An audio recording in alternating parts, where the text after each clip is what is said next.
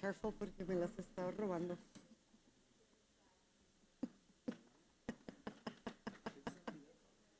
Yeah. Laura's here, but she's going to be online.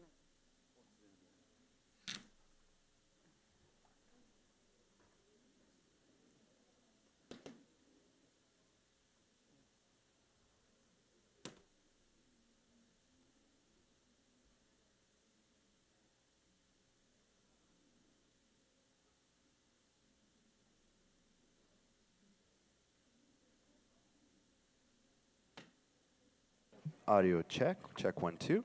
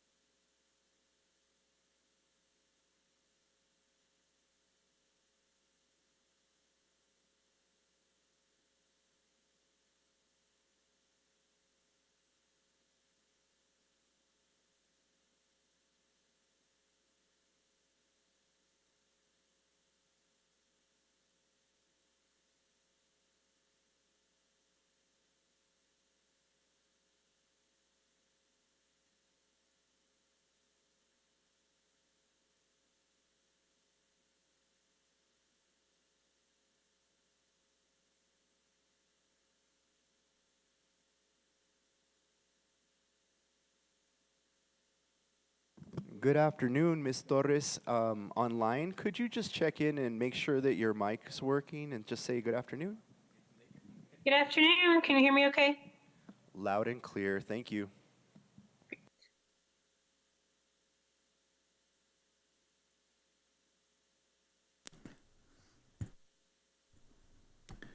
Hello, everyone. Let's go ahead and get this regular school board meeting started this Thursday, May 21st. Can we go ahead and have a roll call, Ms. Delgado?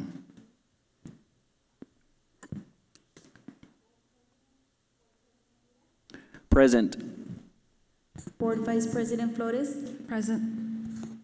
Board Secretary Rodriguez. Board Member Guerrero. Present. Board Member Medrano. Present. Sir President, we have established quorum. Thank you. Can I ask all of us to stand up so we can go ahead and recite the Pledge of Allegiance, please? Pledge allegiance to the flag of the United States of America and to the republic for which it stands, one nation, under God, indivisible, with liberty and justice for all. I salute the flag of the state of New Mexico. This is a symbol of perfect friendship among the Americans.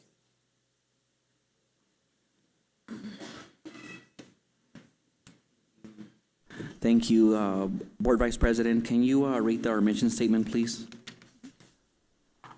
The Gadsden Independent School District will provide diverse educational opportunities that empower students to be successful in an ever-changing world. El Distrito Escolar Independiente de Gadsden brindará diversas oportunidades educativas que capacitarán a los estudiantes para tener éxito en un mundo cambiante.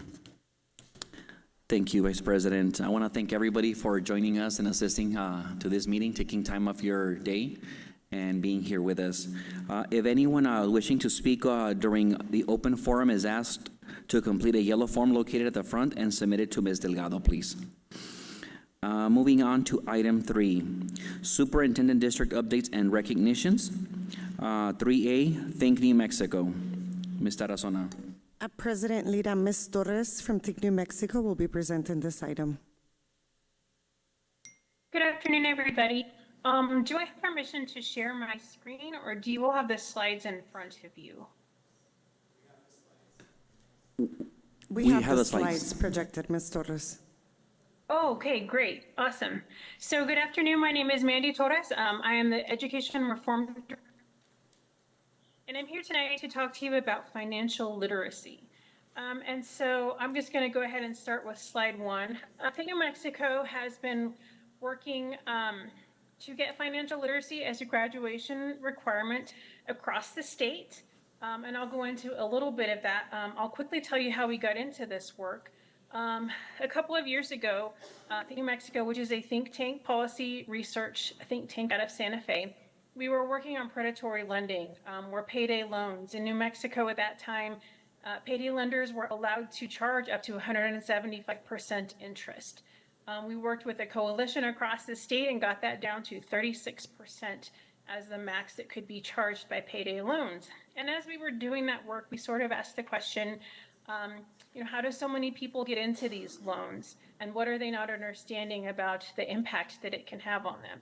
And so we really started pushing for financial literacy. We did not get it into the New Mexico high school graduation requirements of HB 171 that happened not too long ago, but we have been working across the state to support districts and making that a financial literacy graduation requirement.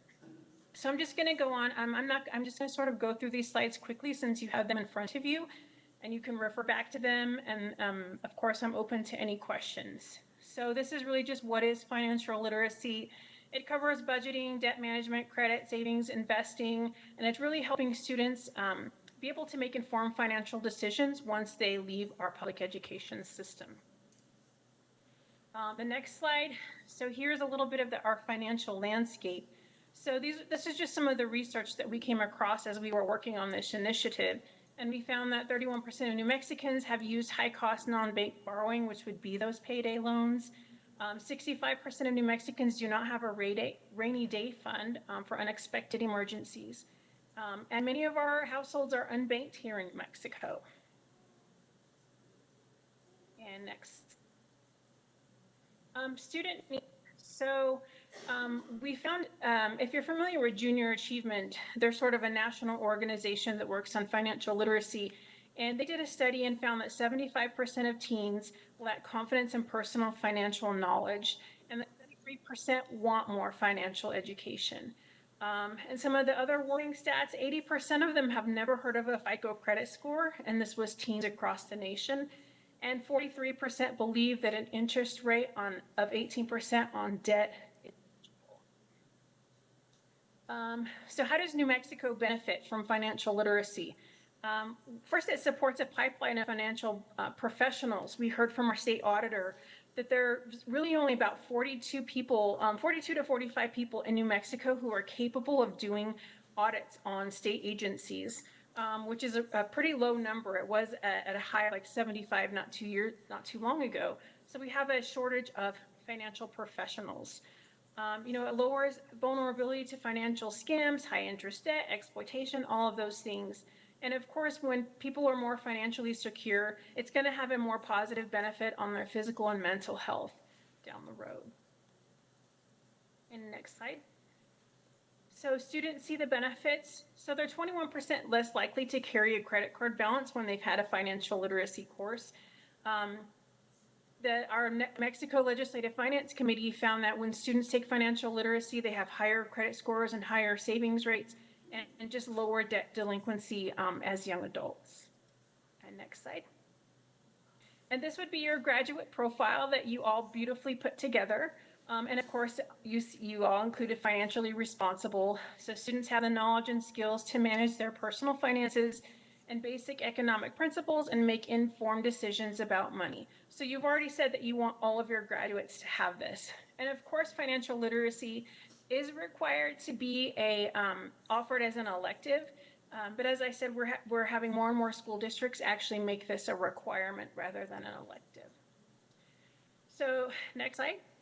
You all are doing such a great job in Gadsden with your, with your testing scores and getting students college ready. And so what are the benefits of the students who might be headed to college or trade school? They're going to understand student loans better. They're going to build credit responsibly.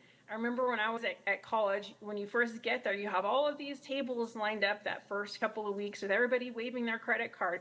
Come get our credit card to all of these college students. So we want to make sure that they know how to build that credit responsibly. And everything from managing their daily expenses, planning for emergencies, these are all important things that they will need at the next learning level.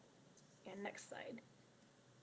So for students who might be going into the workforce, it's going to help them understand their salary and their benefits, help them make smart decisions about taxes, manage their debt, understand credit scores, and understand retirement accounts, because of course we want them to start saving as soon as possible.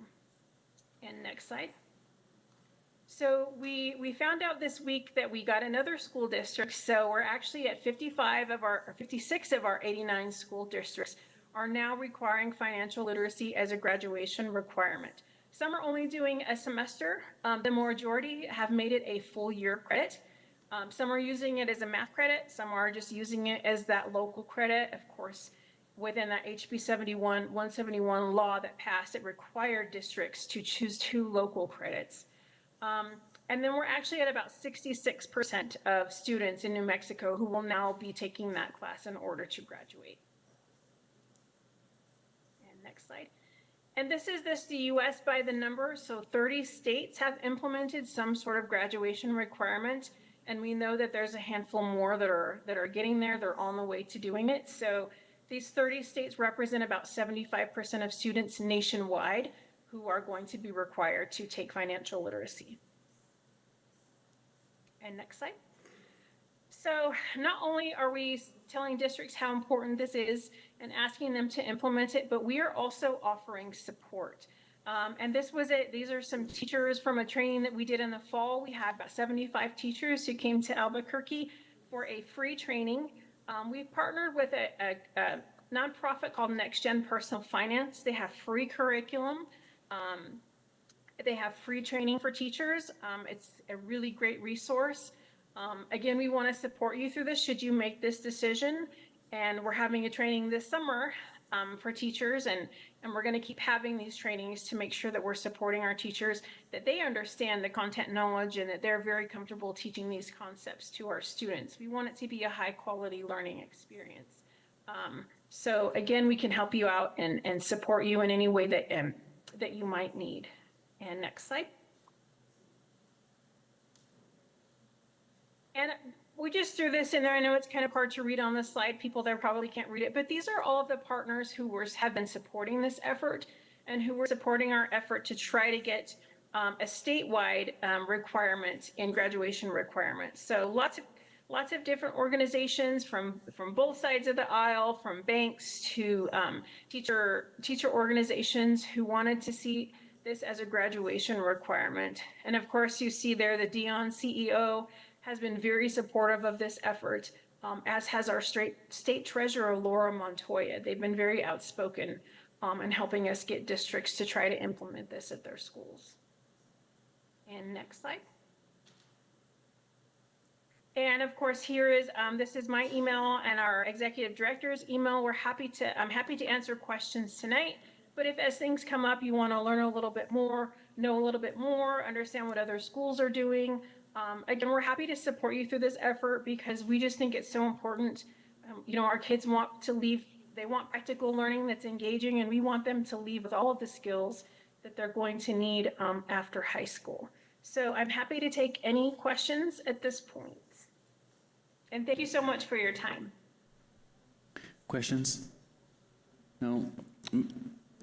Mandy, I think this is great. This is Christian. I think this is great for our district. I see the need for financial literacy in our area, even with adults, especially with kids, that we can go ahead and teach them the responsibility of not messing up their credit before they actually go into the world, so they can actually read the credit cards. You know, that I see it all the time. Kids go and apply for a credit card and it's like 29%, and they're like, I got a credit card, and it's like $1,000, and they start their journey in a bad shape. I think it's a need throughout our community, not only in Gadsden. And I can tell you, I was one of those kids. You start working and you start spending your money, and at least if they have some sort of foundation, so they can go ahead and apply it in real life. I think that's how we start changing the future of our kids before they actually go in the workforce and start getting in debt. So thank you for your presentation. Have a good one. Thank you, and thank you for your support. Thank you. No more questions. Let's go ahead and move on to item 3C, Boone Transportation Scholarship Awards. President Lira, Mrs. Cadena, and Christy Boone will present this item.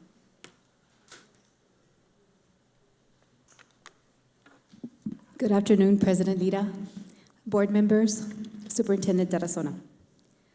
Next school year will mark 75 years that Boone Transportation has provided transportation busing services for Gadsden Independent School District.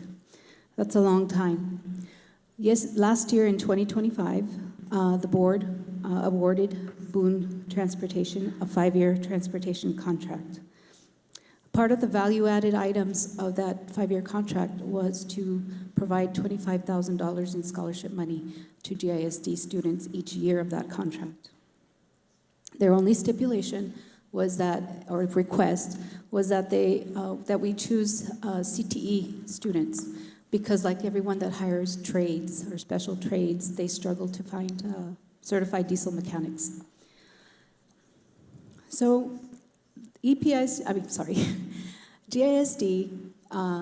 with the help of myself, and I want to thank Ms. Maria Hernandez, Chief Academic Officer, and other people, including, let me see here. Thank you to Julian Encina, CTE Counselor, Jennifer Park, CTE Specialist, Mike Mossholder, Social Studies Specialist, Nancy Torres, ELA Specialist, and Helen Duran, Math Specialist. They helped develop the criteria for the scholarship and also review the applicants and evaluate the applications and choose 10 students to be awarded $2,500 apiece in scholarship money. The criteria established was that they had to be a graduating senior class of 2026. They had to have a 3-year CTE pathway completed, a GPA of 2.5, and a financial need, and demonstrate financial need. Before I introduce the students, and some are not here, but we'll still call their name, I want to introduce members of Boone Transportation, the officers, Ms. Christy Stewart,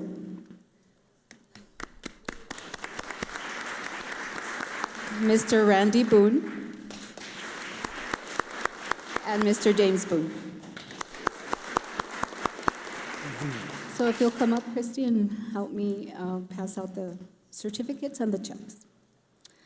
The first school is Alta Vista Early College High School, David Garcia Cervantes.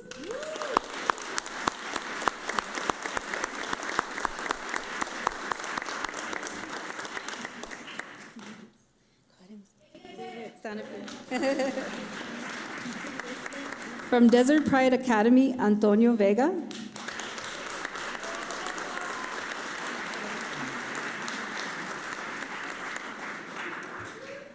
From Chaparral High School, Yesenia Chavira.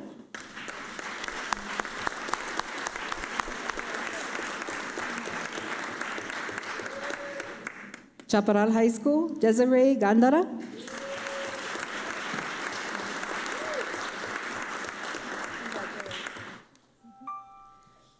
From Gadsden High School, I don't believe he's present, but Clayton Mendoza.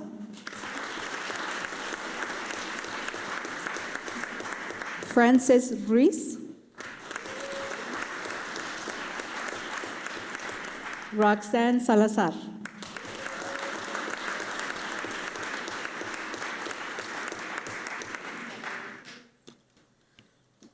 From Santa Teresa High School, Gavin Garcia.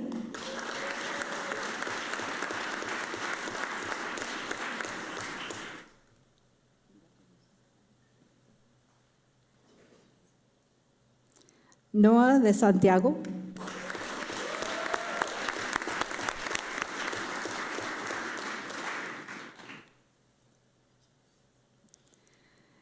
And Paulina Rodriguez.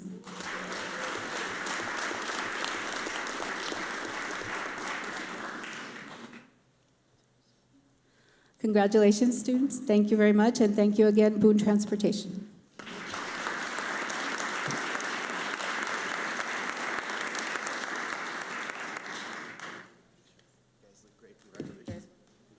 Yeah. That'd be great, board members. So, everybody on this side?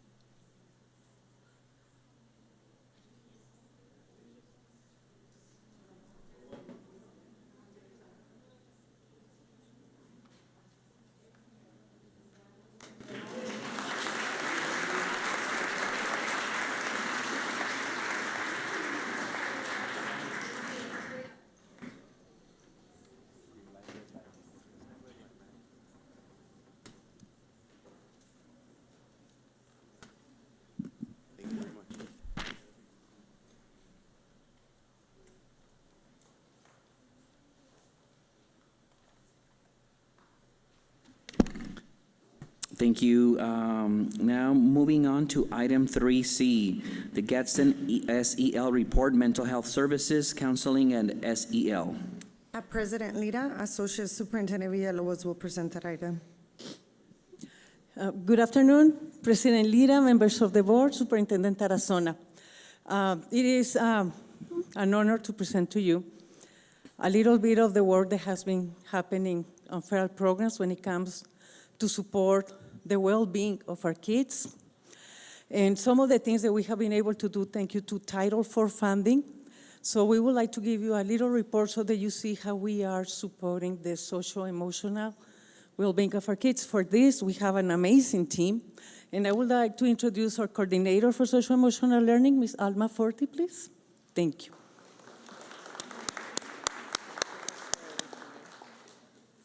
All righty. Good evening, Board President Lita, members of the board, and Superintendent Tarazona. My name is Alma Forti, and I'm a coordinator for the district. I help to support social-emotional learning, school counseling, and our mental health therapist. Tonight, I'm honored to share some highlights regarding our team members and the programs and initiatives that we have done this school year. So I'd like to start, first of all, with, I don't know who's doing the slides. It's not working. Okay, can we go to the next? You turned it on? Okay, here we go. It's hard to do that in this, so I have somebody doing it for me. Thank you. So May is Mental Health Awareness Month. It's a time to raise awareness, reduce stigma, and encourage support seeking mental health. And it's essential to student success because it is important to learning, behavior, relationships, and overall well-being. By prioritizing mental health supports for our students, our district help create positive school environments where students and staff can thrive. I'd like to begin by recognizing the dedicated school student support personnel who work collaboratively each day to support the academic, social, and emotional and behavior needs of our students. I don't think it's working. Adrian, you may just need to do it from there. It's not working. Okay, so we have 6 mental health therapists in our district. They're housed at our comprehensive and middle and high school campuses, providing therapy and emotional support services for students experiencing issues like anxiety, depression, trauma, behavioral concerns, and social difficulties. We have 30 school counselors across all levels who follow the American School Counseling Association. We have domains through the guidance curriculum, individual planning, responsive services, and system support, and Ms. Mary Lou Mendoza will in a bit talk about them.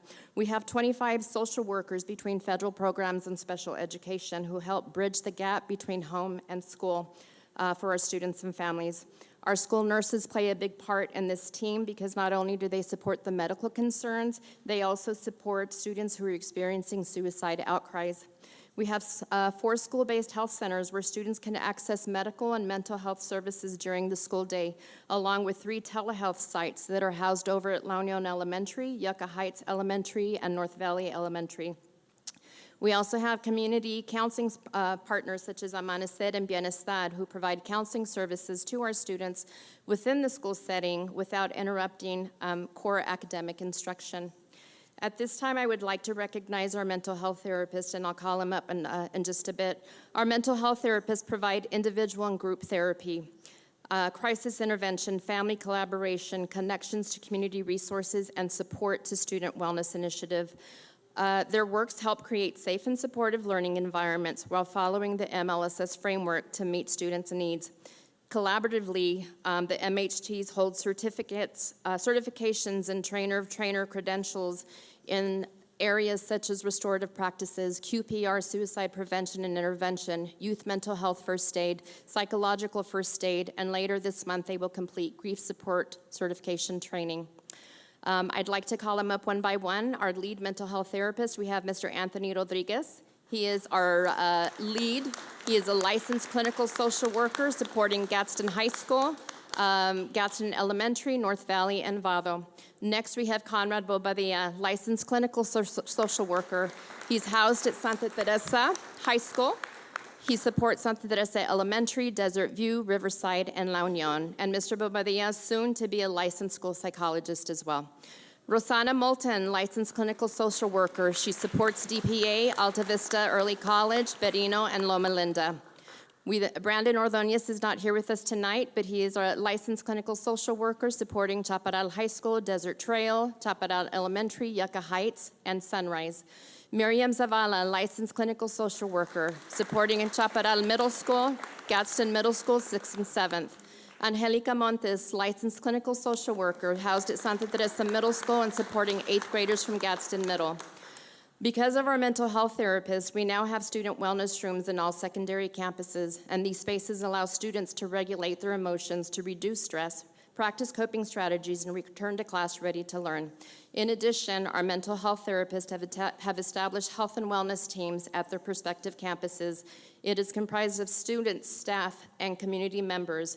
These teams collaborate monthly to identify the needs, coordinate services, and promote healthy school environments, and improve attendance, behavior, school climate, and academic success.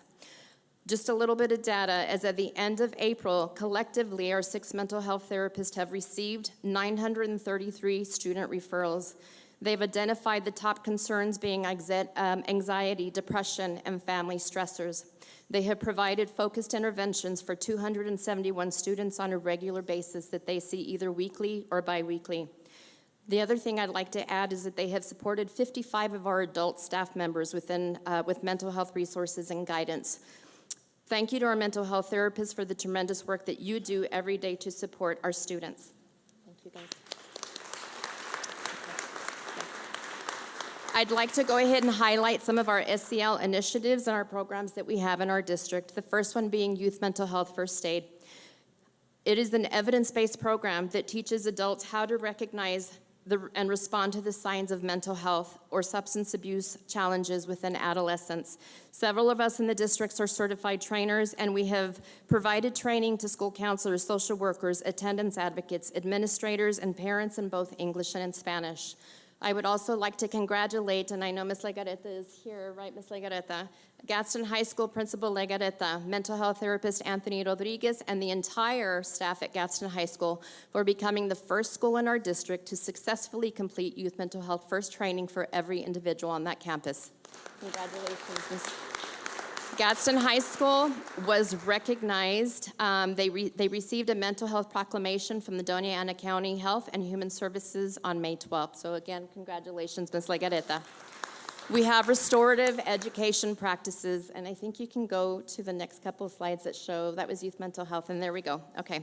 Restorative justice education helps to improve student behavior and school climate by building relationships, strengthening communication, and repairing them. And these practices support self-regulation, conflict resolution, and a stronger sense of belonging for students. All 6 of our mental health therapists are trained restorative practices trainers, and in April, 5 additional district personnel attended our JED training in Taos. Participants included Principal Carnavelli from Berino, Principal Villagrana from Gadsden Middle, Rosanna Moulton, a mental health therapist from DPA and Alta Vista, school counseling specialist Mary Lou Mendoza, and myself. And I'm pleased to share that in this short time, Ms. Carnavelli at Berino has already begun implementing restorative practices, strategies, and approaches with her staff. So congratulations, Ms. Carnavelli. The next slide talks about the DARE program, which is the Drug Abuse Resistance Education. Our district has partnered with the New Mexico National Guard Joint Counter-Drug Task Force, and I especially want to recognize, they are not here today, Sergeants Holguin, Villalobos, Morales, and Dominguez for bringing DARE back to Gadsden and for their hard work and dedication for our students. The 10-week Keeping It Real evidence-based curriculum is provided in both English and in Spanish to our students, allowing us to work together toward a common goal of empowering our 5th grade students to build a safe, healthy, and drug-free community. The campuses that are currently participating in DARE are Berino Elementary, Gadsden Elementary, Chaparral, Sunrise, and Yucca Heights, and with plans to expand to additional campuses next school year. The next one I'd like to recognize is Capturing Kids' Hearts. Capturing Kids' Hearts focuses on building positive relationships, strengthening school culture, fostering trauma-informed care, and creating self-management classrooms. The program is currently implemented at all secondary campuses and 3 elementary campuses. I would like to recognize again Ms. Carnavelli and the Berino Elementary staff for once again being showcased as a national showcase campus for their outstanding implementation of SEL practices. So congratulations, Ms. Carnavelli, you're doing some amazing things at Berino Elementary. Lastly, I would like to recognize our school counseling specialist, who was highlighted by the New Mexico School Counselor Association as a counselor highlight. A spotlight. Ms. Mary Lou Mendoza provides exceptional support to all 34 counselors across the district, particularly at the secondary level. Her leadership, problem-solving skills, and dedication to students and staff have greatly contributed to the success of our counseling program. So, Ms. Mendoza, congratulations to you as well, and she'll be up here in a little bit. The last thing I'd like to say before I hand it over to Ms. Mendoza is that I want to personally thank each member of my team and our community partners that I have recognized this evening. I especially would want to give a big thank you to Ms. Rosa Villalobos, our Associate Superintendent of Federal Programs, because without you, Ms. Rosie, this would not be possible. Proof of our return on investment is the work that we have accomplished together and the positive impact that we continue to make on behalf of our students. So thank you. Ms. Mary.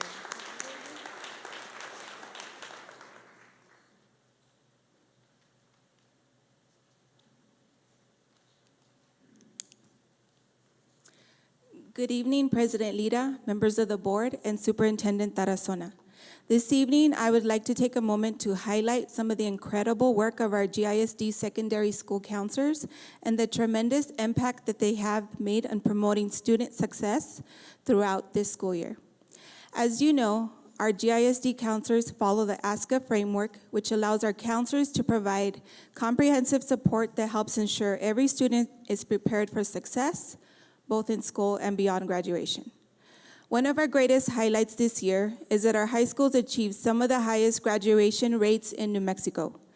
Throughout the school year, our counselors completed extensive graduation audits, credit checks, and monitored student progress, and provided targeted interventions for at-risk seniors to help ensure on-time graduation. In addition, next step plans were completed and documented for graduating seniors, helping students prepare for their future college, career, and post-secondary pathways. I would also like to highlight the incredible work taking place through our community partnerships. This year, GISD was proudly recognized as the National Hispanic Institute District of the Year. Throughout the school year, our counselors work closely with students and families to encourage participation in the NHI programs and other enrichment programs that strengthen their leadership skills. I am especially proud to share that 9 GISD students will be representing our district at the National Hispanic Institute's Collegiate World Series in Denver next month. This incredible experience will allow our students to engage in advanced leadership and development, collaborate with students from across the nation, and continue building the skills necessary to become future leaders within our schools and communities. And this wouldn't have been possible without our support, Ms. Rosie Villalobos. So thank you to Ms. Rosie. This opportunity was, our secondary counselors also hosted the district's, can we change the slides?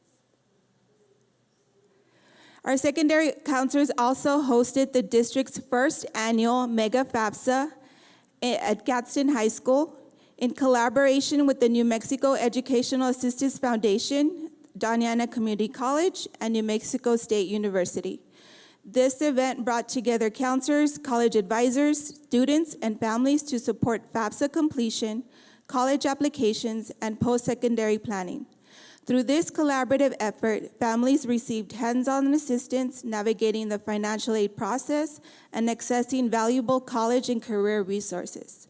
The event demonstrated GISD's continued commitment to increasing college success opportunities and ensuring that our students and families receive the support needed to pursue their post-secondary goals.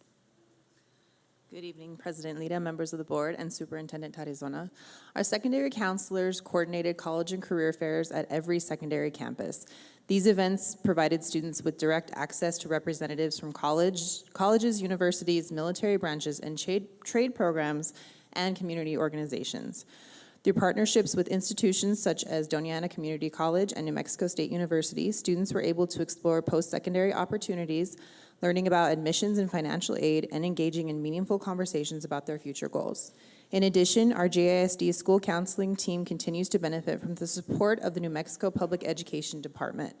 Through virtual training, weekly updates, and ongoing counseling support, our counselors continue to receive valuable guidance and resources through strengthening counseling practices and help ensure we remain informed on our state initiatives, student support, and post-secondary readiness efforts. Finally, I would like to share that our counselors assisted in coordinating successful senior award ceremonies, during which GISD seniors earned scholarships awards totaling more than $10 million this year. Pause for applause. This incredible achievement reflects not only the hard work and dedication of our students, but also the continuous guidance and support provided by our counselors throughout the college application, financial aid, and scholarship processes. as well as their ongoing efforts to connect students with scholarship opportunities. We'd just like to say thank you to the Board of Education, Superintendent Tarazona, our district leaders, administrators, teachers, families, and community partners for your continued support of our students and their counseling program. And most importantly, to our secondary school counselors for their dedication, hard work, and unwavering commitment to our students. Thank you.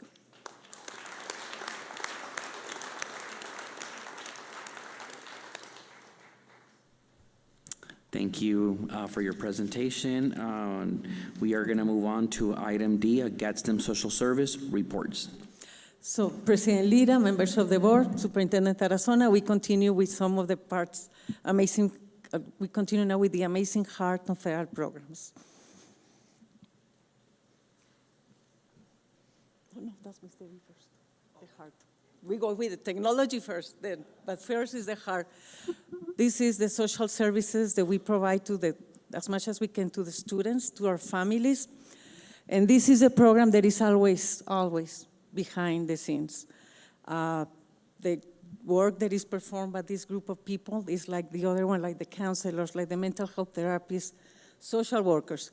Everything is like really behind the scenes, and they are really the ones holding our kids and supporting their families, ensuring that we can have the kids in the classroom learning. So, Ms. Debbie Olgi.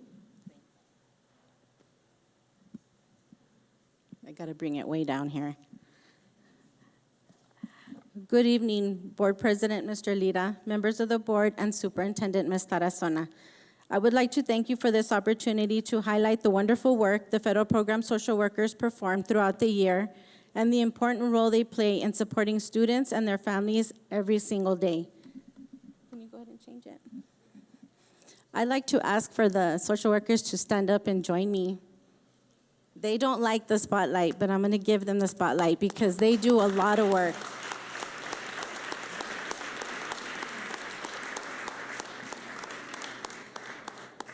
Social workers are often a bridge between home, school, and the community. They help students overcome challenges that may affect learning, emotional well-being, and daily life. They support families by connecting them with community resources, providing guidance during difficult situations, strengthening communication between home and school, and advocating for the needs of students so every child has the opportunity to succeed. Something that is essential to every student's success is support. Not just academic support, but emotional support, social and personal support that helps students feel safe, valued, and capable of reaching their full potential. Every day, students face challenges that can affect their learning and well-being. Some struggle with stress, anxiety, or overwhelming emotions. Others experience bullying, grief, trauma, family difficulties, family hardships, or mental health concerns. These challenges do not stay outside the classroom doors. They follow students into school and impact their ability to focus, participate, and succeed.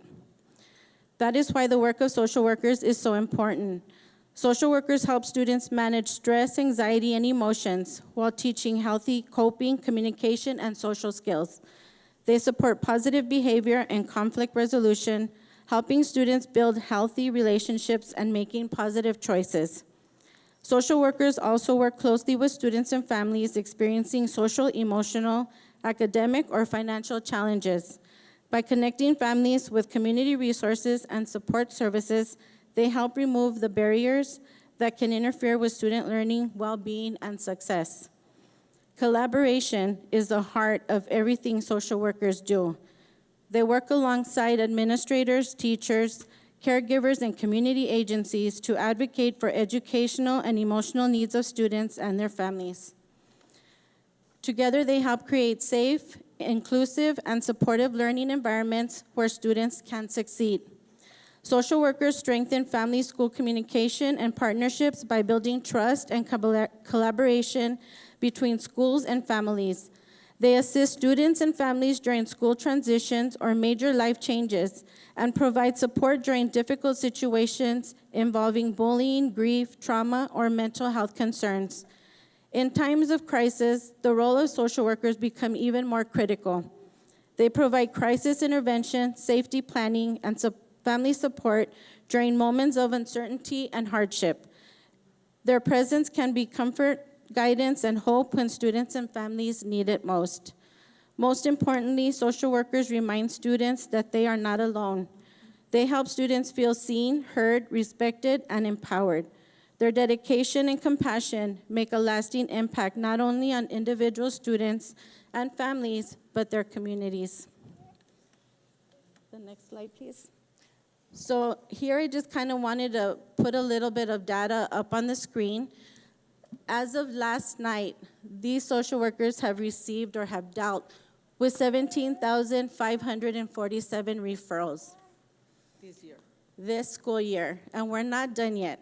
Our social workers work year-round, so we have, they're here in the summer, so, crisis doesn't take a break when school ends. It continues, and so they're here still working and helping families throughout the summer. I know it's kind of hard to see. Some of the, it just talks a little bit about what type of referrals that we receive, so the general reason for referral, community resources, mental health, crisis intervention, clothing, hygiene products, food, all of that. So can I have the next one, please? Some of these are our holiday programs, and I know we've talked a lot about a lot of our holiday programs year after year, but these are the ones that really help us every single year. We can count on them. Our Codes for Kids Gadsden, this is our first year that we actually had to do our own campaigning. And I think we were pretty successful. We raised a little over $8,000 for this campaign, and we were able to purchase over 500 jackets. We've also worked with the Rotary Club of Anthony, who also participated and purchased for our older kids hoodies. So we were able to complete another 300 to 400 hoodies for our older kids. Our Toys for Tots, we have 1,800 students that they service through Toys for Tots. Our Thanksgiving, we had a wonderful Thanksgiving event this year, first time, a community event where we just had a meal with the community, and we had almost 400 people attend that event. So our events are really, really coming together, and it's really about community. The social workers have to be a part of that community, because if they're not, people don't trust them. And so they have to create, that sense of family with them. And so they're able to do a lot, and families trust them in that aspect. The next one, please. Our food distributions is another thing that we work on. We have a wonderful partnership with Roadrunner Food Bank. Our food banks are year-round as well. The first one is the Chaparral High School. We usually have about 150 to 200 families attend that one, literally waiting in line at 3 o'clock in the morning. So it's a very successful food bank. That's the first Tuesday of each month. The second one that we run is the Santa Teresa one, and that one we have grown to 150. And there's times that we do have to turn people away. So it is growing. That one is the second Thursday of each month. We have now formed a partnership with Roadrunner as far as doing pop-up food banks. And so we had the first one at Santa Teresa High School, and that one had 500 people attend. So we know that the need is there. And they're a wonderful partner with us and are willing to work with us, and we will be having more pop-up food banks for the community. Another piece that we work with are our migrant students. Those students, as we know, move around from place to place, a lot of times getting lost within, everything that they do. So we have the social workers who really work with the families and the students one-on-one, making sure that their credits are, that they have all the credits for graduation, that they're receiving all of that, and also just basic needs, making sure that what they need, they have. And so it's a wonderful program. Can I have the next slide, please? We have a summer camp for them, and so we've been able to take them to NMSU, to La Nube. We've gone to the aquarium. This year, we're going to the zoo. So we try and make it educational but fun at the same time for them, so that they have something to do in the summer. Can I have the next slide, please? And we also have the GISD Families in Transition program. That is our homeless program. And believe it or not, we do have families that live in tents, that live in their cars, that live in travel trailers. And so the social workers work very closely with these families to stabilize their home life and just stabilize their home, everything about what they need. So they work very, very hard to make sure that these students are receiving what they need so that they can come to school and be successful. Can I have the next slide, please? And other community events that we have, we try and participate in everything. Like I said, we have to be a part of that community. So we have the students versus teachers basketball game that we participate in. If they invite us to a parade, we're there. This year we have the dental clinic that we started with Texas Tech Dental. And so that we serviced about almost 200 students that do not have dental services otherwise, who were able to get cleanings, x-rays. Some of them were scheduled for, extractions, and it's all free. So that's a wonderful partnership that we started this year, and hopefully we can continue it in the future. And that one, I'm just going to interrupt her a little bit. This amazing team has been driving on the Suburbans to El Paso, to the clinic of the dental school, taking the kids to have very specialized services, and everything is for free, and they spend the whole day over there holding the hands on the kids that have been crying because they don't want to see the dentist, and being patiently waiting and ensuring that our kids have the access to those services. Thank you so much for your time. And we stand for questions if you have any questions for us. Thank you. I would like to actually put you guys on the spotlight and let's take a picture before you guys sit down. Awesome, thank you. President Lira, también the mental health team. Oh, yes, both. The mental health team. Let's take a picture.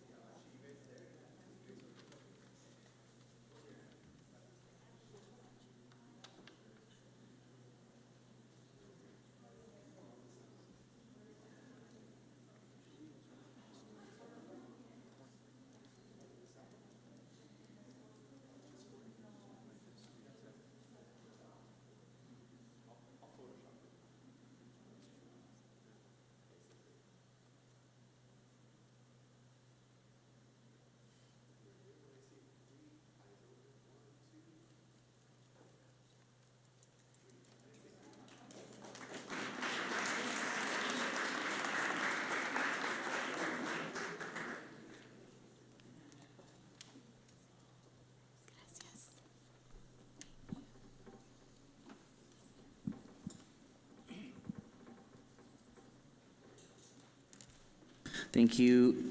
Moving on to item 3E, Gadsden STEM program. Okay, President Lira, members of the board, Superintendent Tarazona, again, federal programs, but proudly introducing our amazing tech kings, and you have been seeing a lot. I know you see a lot. Some of you support us on the Estemos Unidos. Come on, Saul, Danny, Jean. So I would like to introduce this amazing team, Mr. Jim Paliu, Mr. Saul Nunez, Mr. Danny Paz. What they have been doing together, putting STEM on the front page of the district and leading the state when it comes to STEM initiatives, is very little. What they have done is really amazing. Has been an amazing team, has been so amazing working with them and making sure that we can make those dreams come true, because they are the ones with the ideas, with all these dreams. And I just see they coming into my office in the morning, I say like, oh my God, what are they gonna be having now? But our job is just to make sure that those dreams come true, right? And we provide our kids with the most amazing opportunities, and that our kids became extremely competitive in this new world of the technology. And I will just have to say thank you and recognize this amazing team. They have really doing so many great things on STEM. So, Mr. Jim Paliu. Good evening, Board President Lira, board members, and Superintendent Tarazona. Thank you for allowing me and us time to speak on behalf of the Digital Learning and Ed Tech Specialist team, which is us. And we do the whole district. And these two gentlemen here, I'd be nothing without them. And we work together. They come up with some brilliant ideas, so I have to give them kudos for all the hard work that they do. Without their support, we wouldn't be where we are today in technology. So, I am thrilled to share our comprehensive vision for the future of technology within the Gadsden Independent School District. Our mission isn't just about providing devices. It's about empowering every single campus, educator, student through purposeful innovation and seamless tool integration and absolute educational excellence. And that's our ultimate goal, is to get that excellence in our students through support with technology. Let's dive into how we are preparing the students of Gadsden for a rapidly evolving, technology-driven world. I had to make sure they changed my slide. To understand our impact, we look at how we support the district across 4 primary pillars. The first is teacher empowerment. We don't just hand over tools, we train educators to deeply leverage digital resources for curriculum delivery and personalized learning. Second, integration safety. In the digital age, acceleration, we meticulously vet AI tools and software to guarantee data privacy and ethical use across all campuses. Third is our STEM infrastructure, which we are actively scaling: robotics, 3D printing, esports, Lego education, drone programs from K through 12, and many, many more. Anytime anybody wants to implement any new technology, we're involved in it. So we are backing all the technology. Collaborative, and finally, collaborative support. We act as the bridge between technical infrastructure and the actual instructional goals of our schools, extending dedicated technology resources directly to critical areas like special education and counseling. And I need to say that with the support we receive and the support we give to both counseling and through special education, we have become a district that is cross-curricular in every area. And it doesn't matter what it is, we support it. Okay? The absolute foundation of our digital ecosystem is Google Workspace Excellence. We provide seamless integration of Google Classroom Docs, slides, and broader workspace suite to foster a collaborative environment. Thanks to our commitment to the one-to-one Chromebook accessibility, students are no longer passive consumers. They are actively engaging with real-time feedback from teachers and tapping into the global education resources right from their desks. The AI integration frontier, as we look ahead, we are boldly stepping into the AI integration frontier, targeting tools that drive efficiency for staff and advanced learning for students. For our teachers, Magic School is a game changer, automating lesson planning and generating IEP suggestions, saving hours of administrative paperwork weekly. And I've got to give kudos again to Danny. Danny is our Magic School expert. If a teacher has a problem with Magic School, Danny is the guy they come to. And he drives that whole initiative. For our teacher, okay, Magic School game changer. In our secondary education spaces, Google Gemini provides advanced research assistance and multimodal content generation. Furthermore, through platforms like ChatGPT, we are actively training educators on prompt engineering to help them design robust rubrics and creative writing prompts quickly. And we all do that. And these two gentlemen here, I was kind of leery about using AI, but they changed my mind. They drove me into understanding that it is a useful resource for all of our kids. And with the proper guidance, which we give, it has become a useful tool for not only our students, but also for our teachers, staff, and everybody. Moving to the physical computing, we are building future engineers starting in elementary school through Lego education K through 8. We were just K through 6, but through Saul's pushing, we have now become K through 8, and we're moving the Lego education into middle school as well for them to develop with that. But that was all on him. Spike, we use Lego education utilizing Spike Prime, Spike Essentials, and broader Lego education solutions.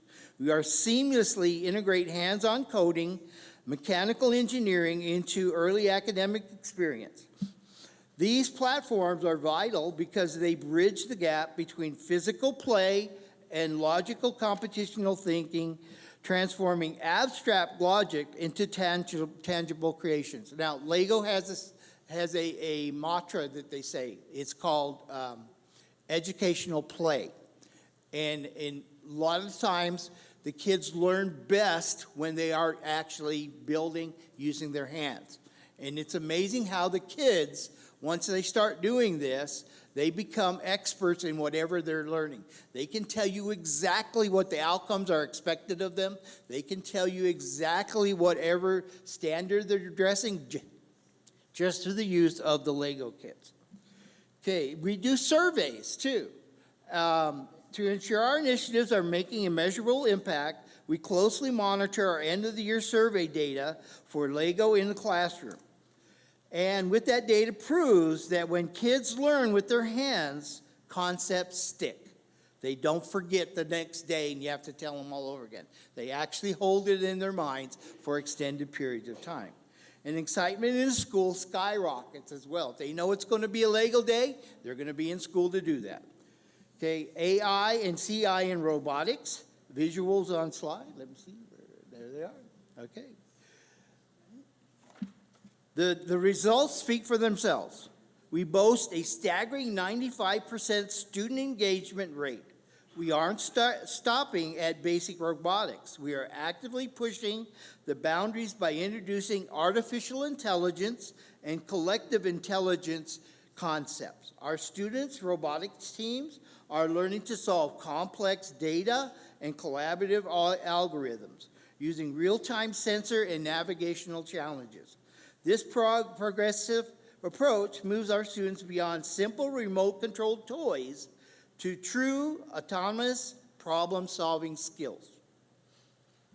AI usage, we also did surveys on that, and similarly, our end-of-the-year AI usage survey gives us direct insight into how digital tools are being adopted across the district. By evaluating this data, we can accurately measure teacher adoption rates and ensure that AI tools are being implemented responsibly, safely, and effectively in daily workflows. 3D printing and rendering. Another area of immense pride is our 3D printing and rendering program, which allows students to visualize the abstract. Before ever touching a physical 3D printing machine, they use advanced 3D rendering software to design and prototype their concepts. Once perfected, they send them to our campus fleet of 3D printers, which every single campus has.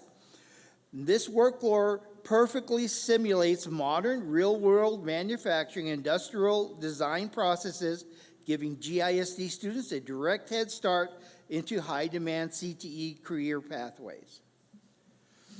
Digital arena, esports, and content creating. Now, again, I have to give a shout out to Saul. This is his baby. He brought this into the district, and it has exploded. So, we recognize that student engagement takes many modern forms. which brings us to the digital arena. Through organized esports leagues and state-of-the-art gaming labs, we are building teamwork, strategic thinking, and school pride for a brand new demographic of students.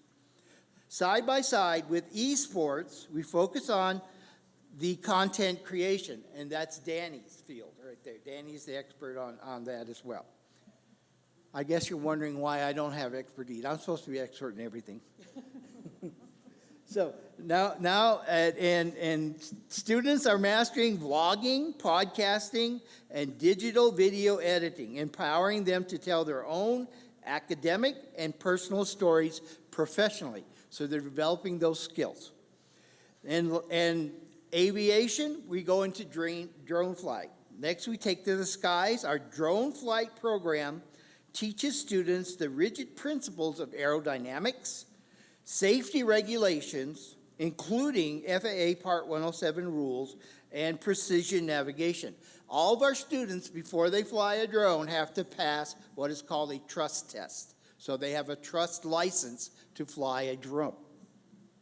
This is pure career preparation.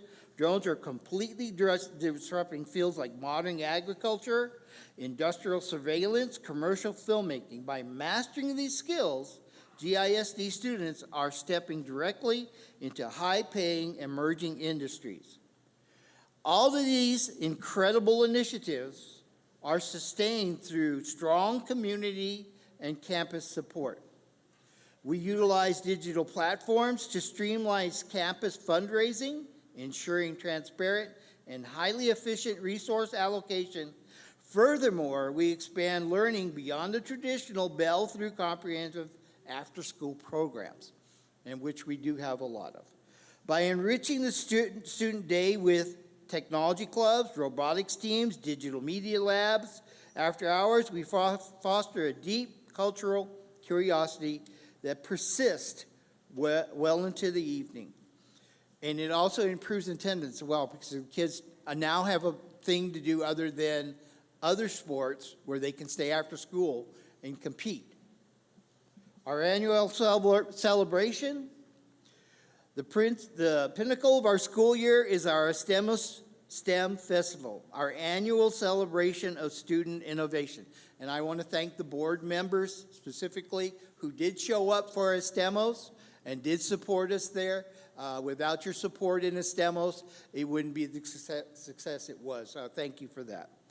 This incredible event brings the entire GISD community together. Students get to publicly showcase their robotics builds, content creation, engineering products.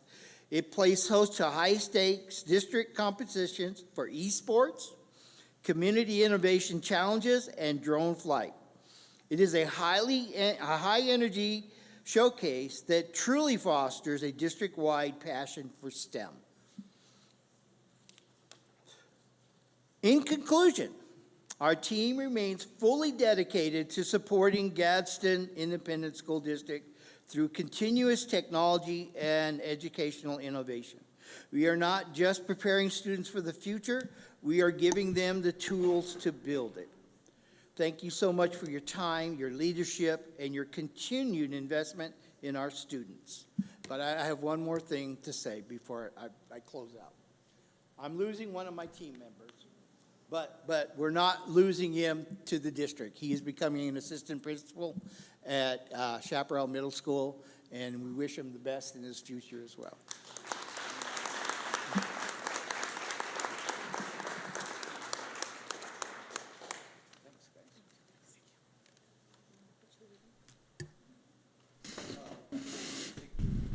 Thank you, guys.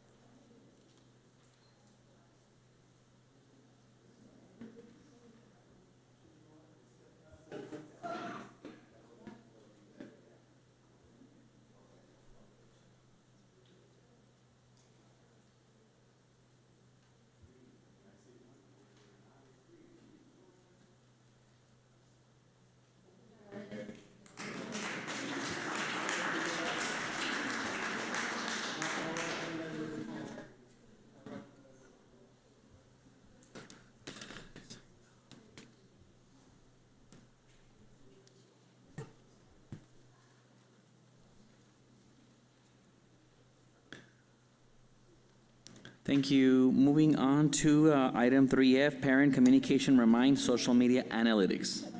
President Lira, Mr. Carmona will present this item. Good evening, President Lira, members of the board, Superintendent Tarazona. Good evening. I bring before you our usual statistics for communications within the district. We're finishing very strong with over 56,000 messages being sent in the last 4-week period with a 90% message success rate. And as you can see, the send rate on a weekly basis is pretty consistent, and it is heating up. And I am a member of all the schools, so I get all the messages. And it is a lot of logistics information going out to keep parents informed. I'm very proud of the work that administrators are doing at the campus level. Here I just highlight the metrics that we have on Facebook, which I call our big room. That is the largest following that we have. We're at over 7,000 and increasing rather rapidly. So between May 5th and May 21st, we had a nice increase of engagement, and notably from non-followers, which has grown into increasing our followership. So I'm very proud of that metric, and it is reflective of all the hard work that the schools are doing. This by no means is just what I do, but it is a network, and our administrators are just excellent at highlighting the positive things that are happening at the campus level. Next slide. And these are just some examples at the time of preparation of the content that was sort of hot, that was very, very popular. And we had the like the equity meeting there, and then Mr. Villagrana did a fantastic job at the orientation for the incoming 5th and 6th graders going into Gadsden Middle School. That was a pleasure to attend and cover. And then I would like to leave you with just some information as far as graduation. And for the public knowledge, we have a link right at the very top of our webpage. If you click that, you'll get to a Smugma gallery, and that already, if you click on it, you'll see the momentum distribution of t-shirts, the senior nights, those are all posted on there. And as the graduation ceremonies happen, I'm going to do my very best to keep those updated and populated with current photos of the class of 2026. I'm very excited to see you there and be part of the ceremonies of sending off our class of 2026. And I stand for any questions you might have. Thank you. Any questions? I do have a question. Are the graduations going to be streamed this year? And who is streaming, and where can we post that? That is a very good question. Ms. Salazar, 5 minutes before the board meeting, I was reaching out to Mr. Scott Brown. My goal is to have those streams up, the links tomorrow. The end is nigh, right? So tomorrow we have our very first event, so I'm going to do my very best. I'm not sure why the links haven't been sent, but we've been asking. And as soon as those are sent to us, we're going to put it on each of the school's website. So Alta Vista, parents will know to go to that website, and there'll be an embedded link there. Thank you. That way, family members and loved ones who can't attend in person, they can see that online. Thank you so much, sir. Yes, and if I might add, Ms. Salazar Flores, I do recommend people, watching live is great, but if you watch it later, you can always scrub to your graduates' time to cross the stage, so it just might be good for you there. Thank you. Any more questions? Thank you, Mr. Carmona. Thank you very much. Thank you. Now moving on to item 4, board member report. Ms. Corina Medrano. Well, first of all, I would like to thank our present and past superintendent for doing an excellent job, the associate superintendents that deal with the money. We are in the positive column. You're listening to some of the schools in Texas, they're all in the negative, so I thank all of you for the excellent job. Yeah. We just need to keep doing it, and it's run by women, right?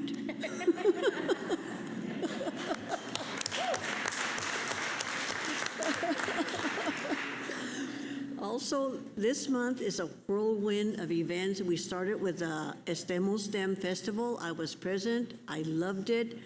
And I do have some suggestions for next year, but thank you for the invite. I was helping pass out some of the T-shirts, and it's wonderful to see all of our students that are graduating. It took me back, but I won't tell you when I graduated, but it took me back. And it's wonderful to see the success that these kids have accomplished. And next 2 days are going to be even more eventful. So thank you for everything. Again. Ms. Medrano, thank you. Board member, Ms. Priscilla Guerrero. Thank you, President.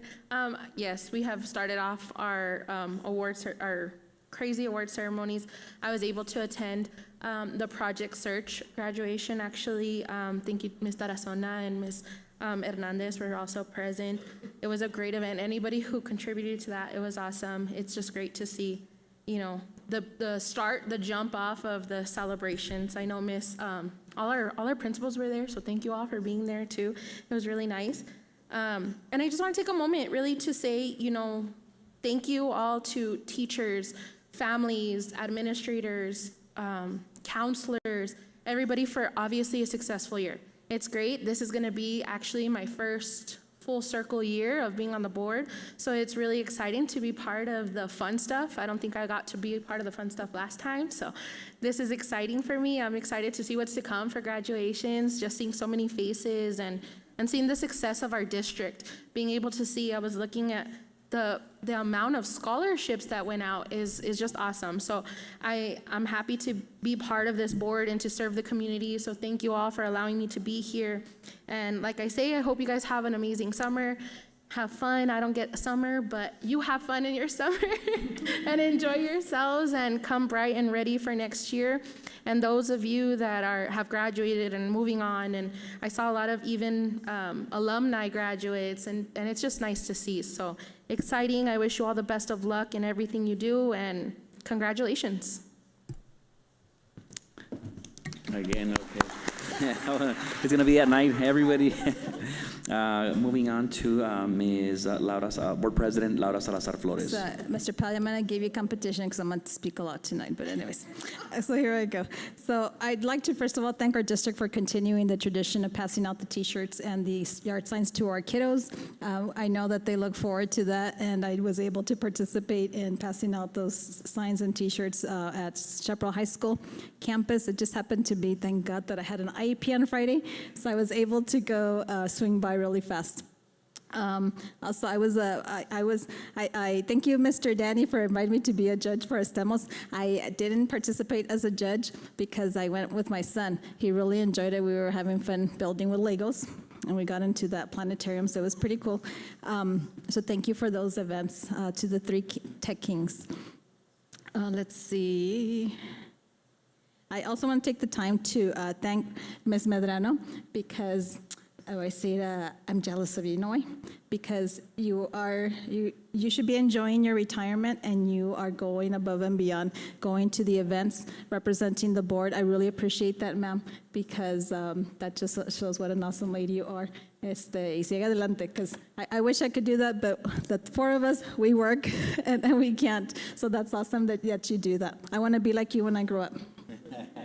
And then also I want to take the time to congratulate her because she and I, when we reorganized the board, we are currently serving on the DACC advisory board, and guess what? She served about, was it 2 weeks ago maybe, on her first meeting, and then we nominated her, so she's the secretary of the DACC, so congratulations, Ms. Medrano.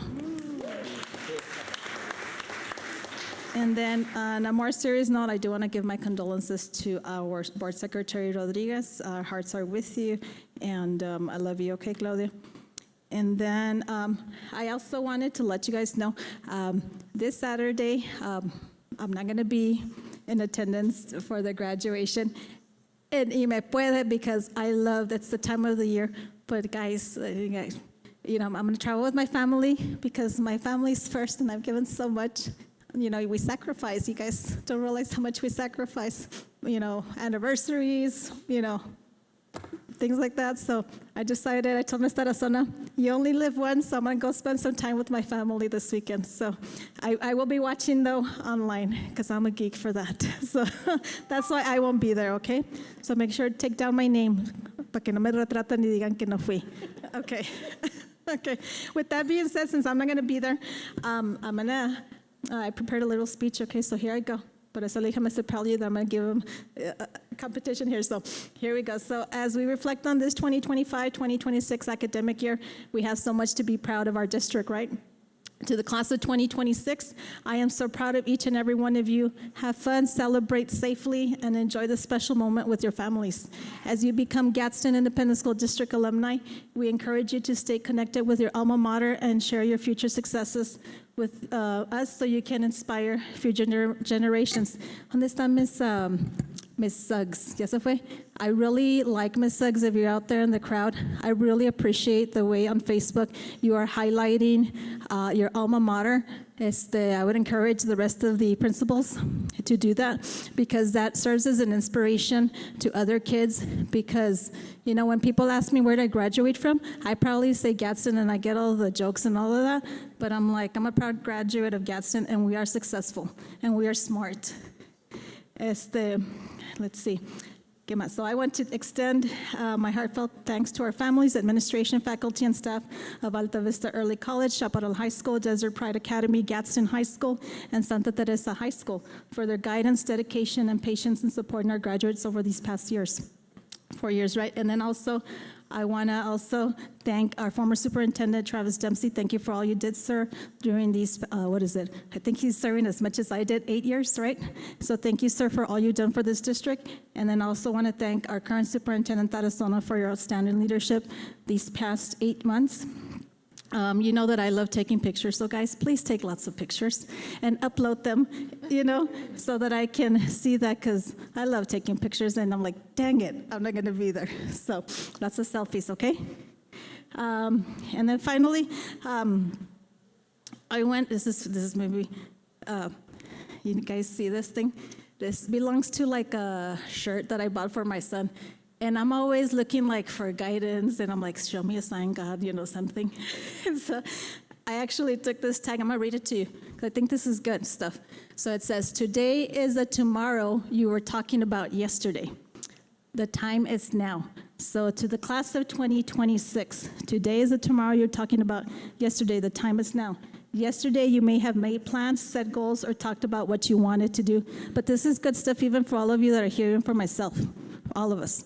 The future moment you imagine has now arrived. It's today, guys. This reminds us that time passes quickly and the future becomes the present, right? So the time is now, class of 2026. Don't delay or put things off. Stop waiting. Stop making excuses. There's never a perfect moment. Start taking steps towards your dreams immediately. Dream boldly and without limits, but transform those dreams into reality by creating a clear vision and setting specific goals that align with that vision. God bless you. I love you. Y adelante. With that, I conclude my report, President Lira. Thank you, Ms. Board Vice President. You will be missed this weekend. I would like to go ahead and start my report out by thanking our Boone partners for the scholarships. Thank you for being part of the community and investing back in our students. Thank you, guys. It does mean a lot. I am as well excited for this weekend.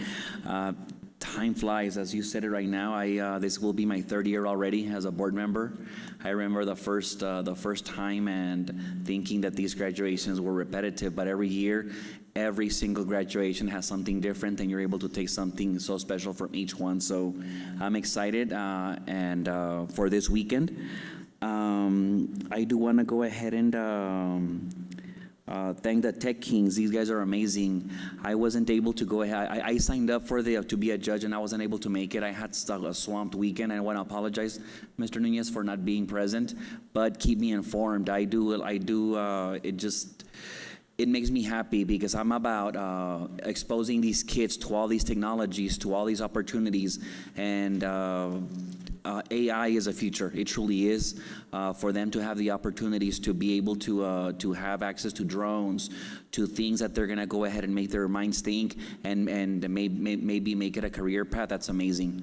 So that's That's great.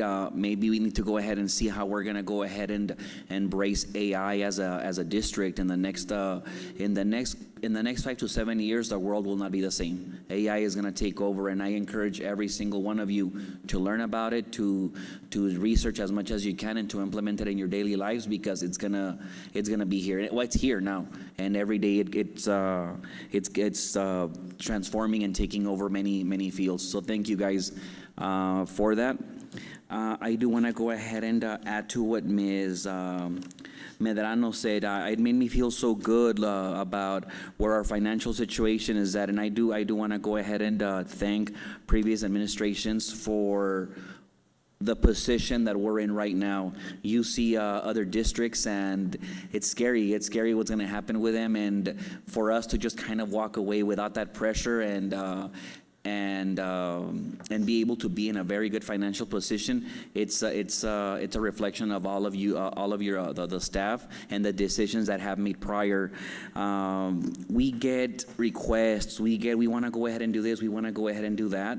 Let's go ahead and move kids from here. Let's go ahead and do this project. But everything has a purpose, and if we start making decisions because we can make decisions today, but we're gonna, if we don't make them concise, and this message is for the board, we're gonna affect maybe not a board in 5 years, but in the next 10 years, they're gonna be the ones dealing with that problem. So we need to go ahead and be always fiscally responsible, see where we're headed, and I'd rather make this tough decisions today and then kick the bucket down the road, and make sure that we always leave the district better for our next elected officials. On another note, I would like to go ahead and send my condolences to Board Secretary Ms. Rodriguez on her passing of one of her family members. Ms. Rodriguez, we are here with you, and I'll be with you on next week as well. I do want to share something personal, which is not that personal as well. It's been in the news, and people question me. I was part of a lawsuit, for a frivolous lawsuit that got dismissed with prejudice last week. That's why I wasn't able to attend. So, I mean, there's people that ask me what happened, and everything is public record. It had to do something relating to actually public speaking in a forum setting. And the judge ruled that, you know what, your First Amendment cannot be restricted. Just like anybody else would come and want to speak in the podium, they're going to get that chance. We signed up for public scrutiny, and I know that people can go ahead and say what they want, but I signed up for this. I know what the consequences, and I do want to go ahead and thank the judge for ruling on my way. And finally, that chapter is over. So thank you guys for those that keep supporting me. And with that said, I don't think I have anything else. Let's go ahead and enjoy our celebrations. And once more, thank you, God. Thank you, all of you guys, for showing up today. Thank you. Now, moving on to item 5, Equity Council Report. President Lila, Mr. Araujo will present this item. Good evening, Board President Lira, members of the board, and Superintendent Mr. Tarazona. On Tuesday, May 12th, we had our last Equity Council meeting for this school year. It was held at Chaparral High School Community Center with 20 participants. On the agenda was the budget presentation given by Ms. Ludi Martinez and Mr. Edward Ellison. It was a very clear and well-received presentation. Also on the agenda was a summary of the unified application and how funds have been used. This was presented by Dr. Luz Valenzuela. Thank you to our board member representatives for having attended several of our 8 Equity Council meetings throughout the community centers. And I thank you all, our parents and community participants, for their support and their valuable discussion. The schedule for next school year's Equity Council meeting is forthcoming. Thank you, Mr. Araujo, and I just want to add, Doctora Valenzuela is not here this evening. She's actually attending the State Equity Council leads today. So she was meeting with the state representatives and the Equity Council leads from the state in Rito. So that's the last meeting of the year, so she'll bring back all the changes or any new requirements for the district. Thank you. Thank you. Moving on to item 6, Superintendent Report on Community Outreach, including to underrepresented and non-English speaking families. We have no report at this time, President Lira. Thank you. Item 7, Union President Report to Board. Mr. Lira, President Lira, Ms. Yanez is here to provide this report.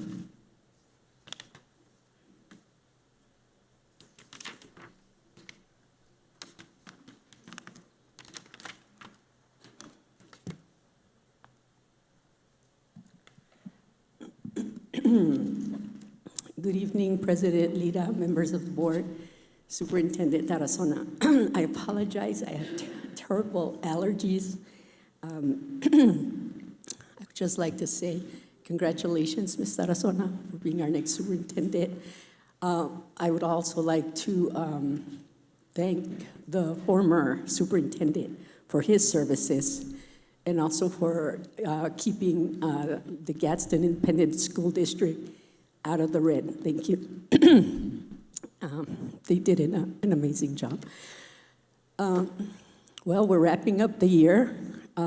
Teachers will be going home, IAs, but clerical, custodial, and even food services, because they provide meals for the students in the summer, for the summer programs. And they have a lot of work ahead of them. They're going to be in charge of stripping those classrooms down, those offices, and they do an amazing job, from painting, waxing, to have the school ready for when our students come back in August. I would like to stress, and I've been talking with Superintendent Tarazona, that, again, consistency. Let's work on one thing and let's get it right. Just one thing at a time, baby steps. But communication is always key. And let's treat everybody fairly. And hopefully, next year we'll reflect that. I'm hopeful. I'm always hopeful. There are a lot of issues, a lot, and Mrs. Burciaga will attest to that. But I do, it's not perfect, but I do appreciate the due process system that has been implemented. And I think everybody, a lot of people may not think that it's fair, but we believe in that it is. It is, because you have the opportunity to voice what happened. That's part of the due process, and I think it's working well. It's not perfect, but it's working well. So with that said, that's all I have to say. Have a good summer, and hopefully we'll all be back next year. Have a good summer. Thank you, Ms. Yanez. Oh, I'm sorry. So we did have negotiations. We started off late. We were only able to iron out 3 articles, but I think they're good. They're good 3 articles. And I think, are you going to present? Are you going to present? Okay, so we're not going to present. But they like I said, time ran really short. But we did work on 3 really good articles, and they will make a difference for the employees next year. Thank you. Thank you. Have a good evening. Thank you, Ms. Yanez. Hope you get better this weekend. Moving on to item 9, modification of the agenda. What's that? Oh, I'm sorry. I apologize. It is number 8, Human Resource Report. Human Resource Report is for public information only. Now moving on to item 9, modification of the agenda. President Lira, I'd like to make a motion this evening that we go ahead and move discussion item number 14 as item number 10, and then we move forward from there to give Mr. Lara an opportunity to present earlier. Perfect, yes. I do have a motion to move item 14 after item 9. after the modification of the consent agenda. All in favor? Aye. Motion carries. So now we're going to go ahead and move to item 14, which is discussion items. Discussion item 14A, instruction material, math adoption. Mr. Lara. Thank you, Mr. President. Thank you, Mr. President, members of the board, Madam Superintendent. I bring to you the final selections for the 2026 math adoption. Before I start, I would like to acknowledge the math admin team that helped throughout this whole process, especially during the time when I was doing my civic duty in Santa Fe. I'd like to recognize Ms. Helen Duran, Mr. Roberto Salas, Ms. Lorraine Rapinette, and I would especially like to thank Ms. Maria Hernandez for leading this selection process. We also, I think we have Ms. Duran is here. Yeah. Ms. Duran is here just in case if I need backup. And so I'd like to get moving on this. Let's get to brass tacks. The 2026 GISD math adoption process involved a collaborative review and evaluation by district educators across all grade levels. Instructional teams reviewed curriculum resources, participated in publisher presentations, and ranked materials aligned with the district instructional goals and New Mexico standards. One of the things that was very important is that we conducted this this adoption, as we always do, in a very transparent and fair manner, because we need to make sure that the process that we do is above board, so we won't have any questions from any parents or publishers. There was the overview of the adoption process. The process was designed to ensure that the instructional materials selected for students and teachers are aligned to the New Mexico standards, support student achievement, meet instructional needs of the classroom and across the district. The process emphasized transparency, educator collaboration, and careful evaluations of instructional quality.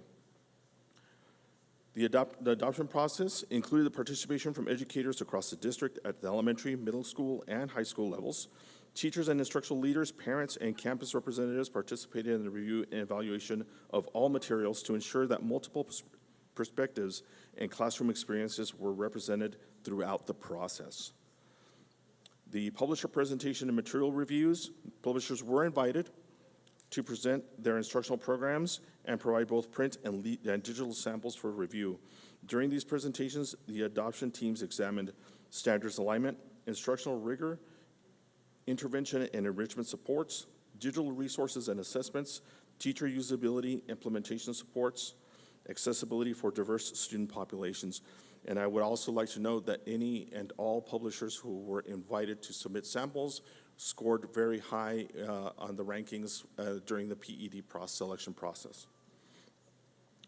The evaluation and ranking process, adoption teams utilized evaluation rubrics provided by NMPED, which were aligned to the district priorities and New Mexico instructional expectations.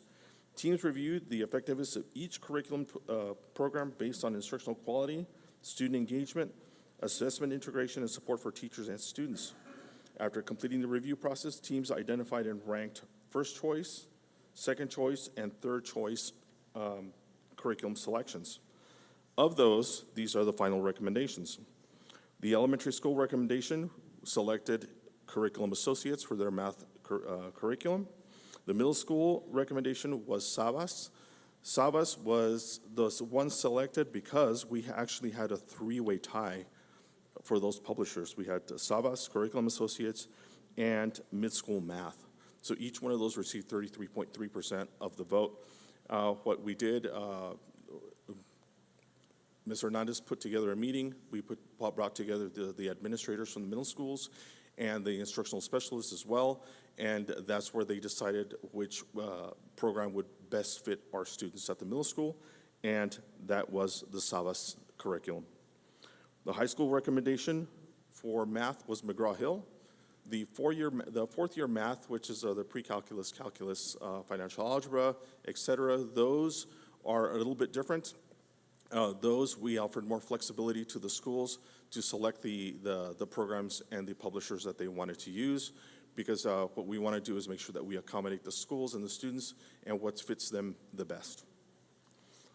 And with that, Mr. President, members of the board, Madam Superintendent, I will stand for questions if you have any, and and I guess we can also call Mr. Duran if we need to for more specific answers. Thank you. Questions or comments? Thank you, Mr. Lara. Thank you, Mr. President. Thank you, members of the board, Madam Superintendent. Thank you. Thank you. Moving on to item 14B, proposed Sunland Park Elementary land transfer agreement with the city of Sunland Park. This is Ms. Cadena.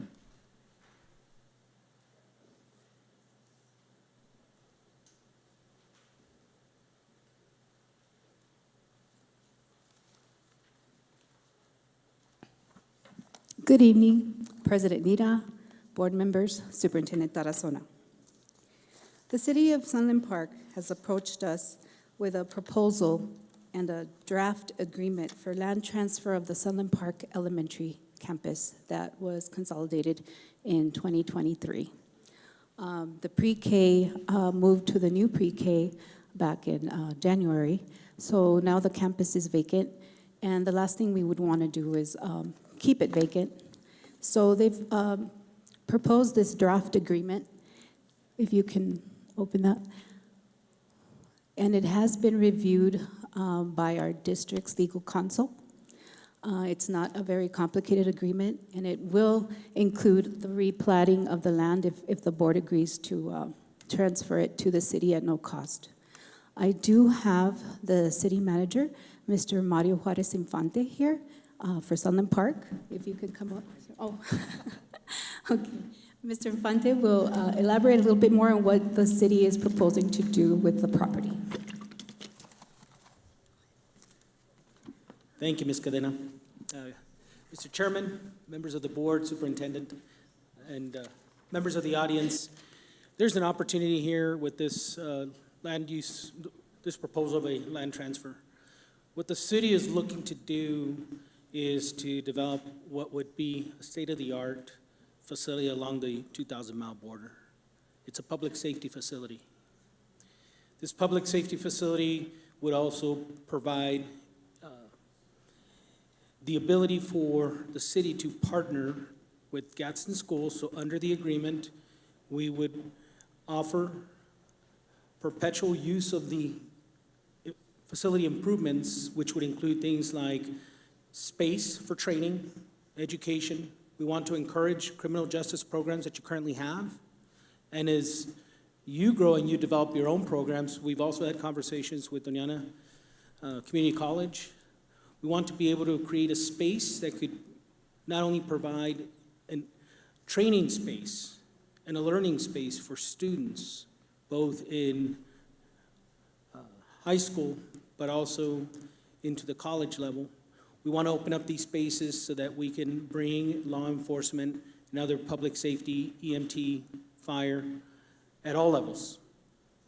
By opening up this facility to all levels of public safety, it gives us access into state and federal funds, and we're able to work together to really create this special space that will ultimately, the vision would be to be able to draw folks from across the nation to come and train here, including folks like Border Patrol, Customs Border Protection, Homeland Security, and those sorts of things. The space is relatively large. It's 25 acres. Within the agreement, what we're also suggesting is that we go through the land use and zoning, we go through the replatting, we carve out what can be used for housing, and we dedicate that housing for educators and public safety. It becomes a very important tool for the school district and for the city.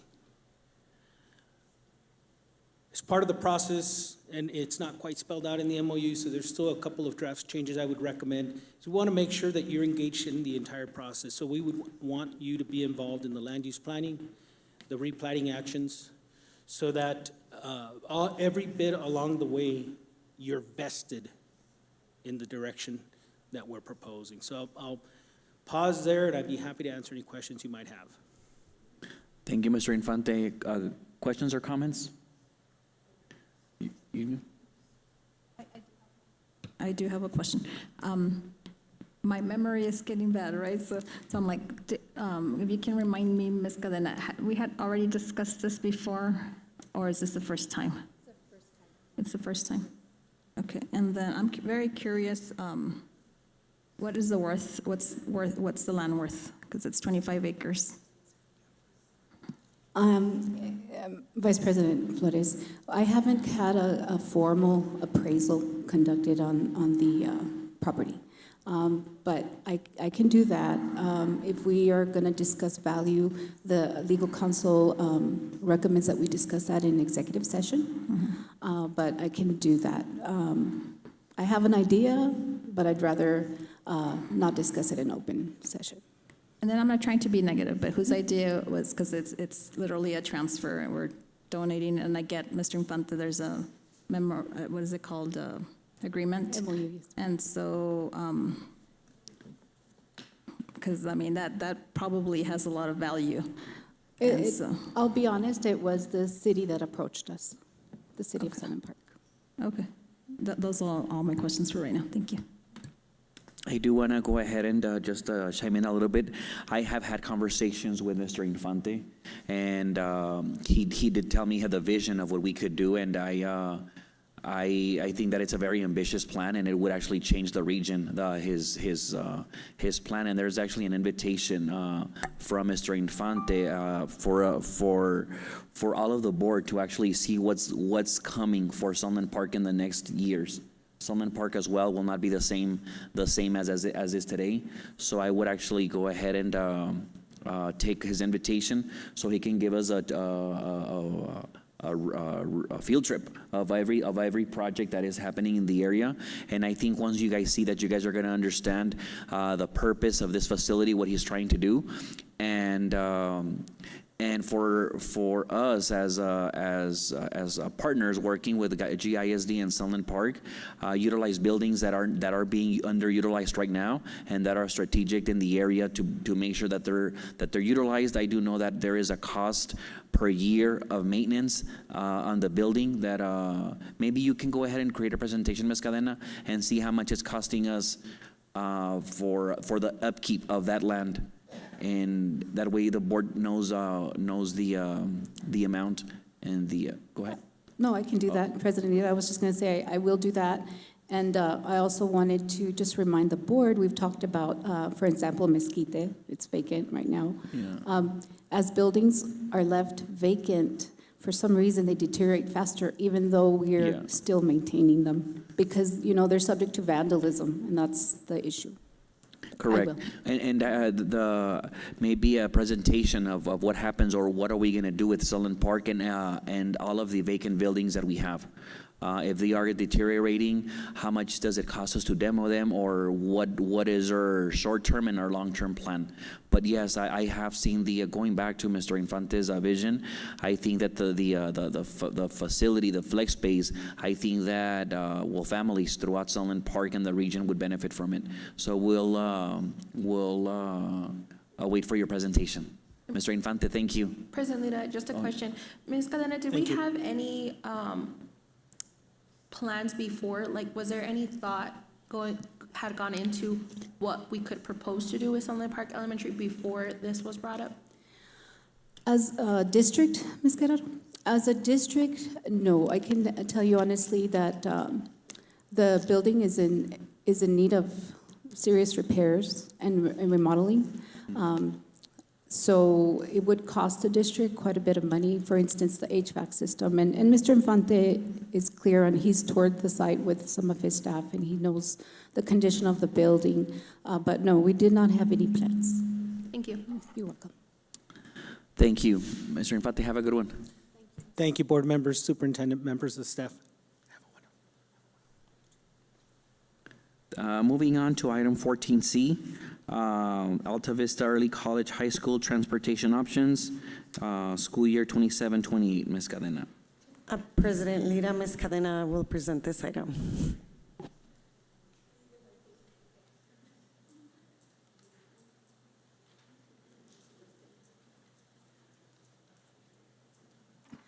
Good evening, President Lira, board members, Superintendent Tarazona. some previous board meetings where we have discussed possibly Alta Vista relocating to Loma Linda.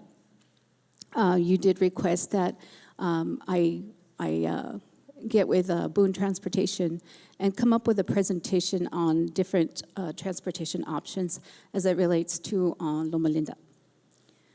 So I wanted to give you an idea of how the day starts and how the routes are this year. If you notice, we have elementary runs starting at 6:30 a.m. all the way to the last bus arriving at DPA and early college at 9:15 a.m. in the mornings. Next slide. In the afternoons, we have elementary students being transported between 2:35, 3:15. Secondary students transported between 4:05 and 4:40. We have after-school activity buses as late as 6:15 to 7:15, and those are the ones that take Alta Vista early college students home at the moment. Next slide. So if this is a scenario where Alta Vista and DPA, Alta Vista moves to Loma Linda. So the mornings would basically remain the same. Alta Vista will still be transported from home to the feeder middle school and board a different bus to Loma Linda. Buses will arrive at Alta Vista between 9 and 9:15. In the afternoons, this is what will change. And I did present the 26-27 transportation contract last time for discussion. If you remember, next school year, 26-27, we are proposing to take the Alta Vista students directly home, even though they remain there next to DPA. So for 27-28 in the afternoons, DPA and Loma Linda home together on a total of 12 buses. They would arrive at DPA between 5 and 5:15 after the high school runs, and then arrive at Alta Vista about 5:30, taken home, drop off between 6 p.m. to 6:45, depending on the distance from Loma Linda to their home, which I can tell you that Chaparral is the one farthest away. And that is because, and that problem exists because, unfortunately, Alta Vista College is made up of our 3 regions that are very spread out. So the next scenario, next slide. If we were to treat Alta Vista like any other high school and have them have a schedule of 8:30 to 4 p.m., we would need a total of 6 new buses exclusively for Alta Vista. That's a total of about $852,000, and that would still need to go through New Mexico PED Transportation Bureau, and it would need to be approved. And so we would have to justify the need for those buses. It would require route expansions, so 2 routes in each area, Santa Teresa area, Chaparral, and the North Central. Those additional routes would cost about $450,000. The pickup schedule, buses would start picking students up at 6:30 a.m., and depending on the number of stops and distance to Loma Linda, but you would get them there at 8:30 a.m., and then, of course, they would go home like every other high school at 4 p.m. I believe that was the last slide, yes. And I stand for any questions, and of course, Boone Transportation is here as well, if you have any questions. Thank you, Ms. Cadena. Questions or comments?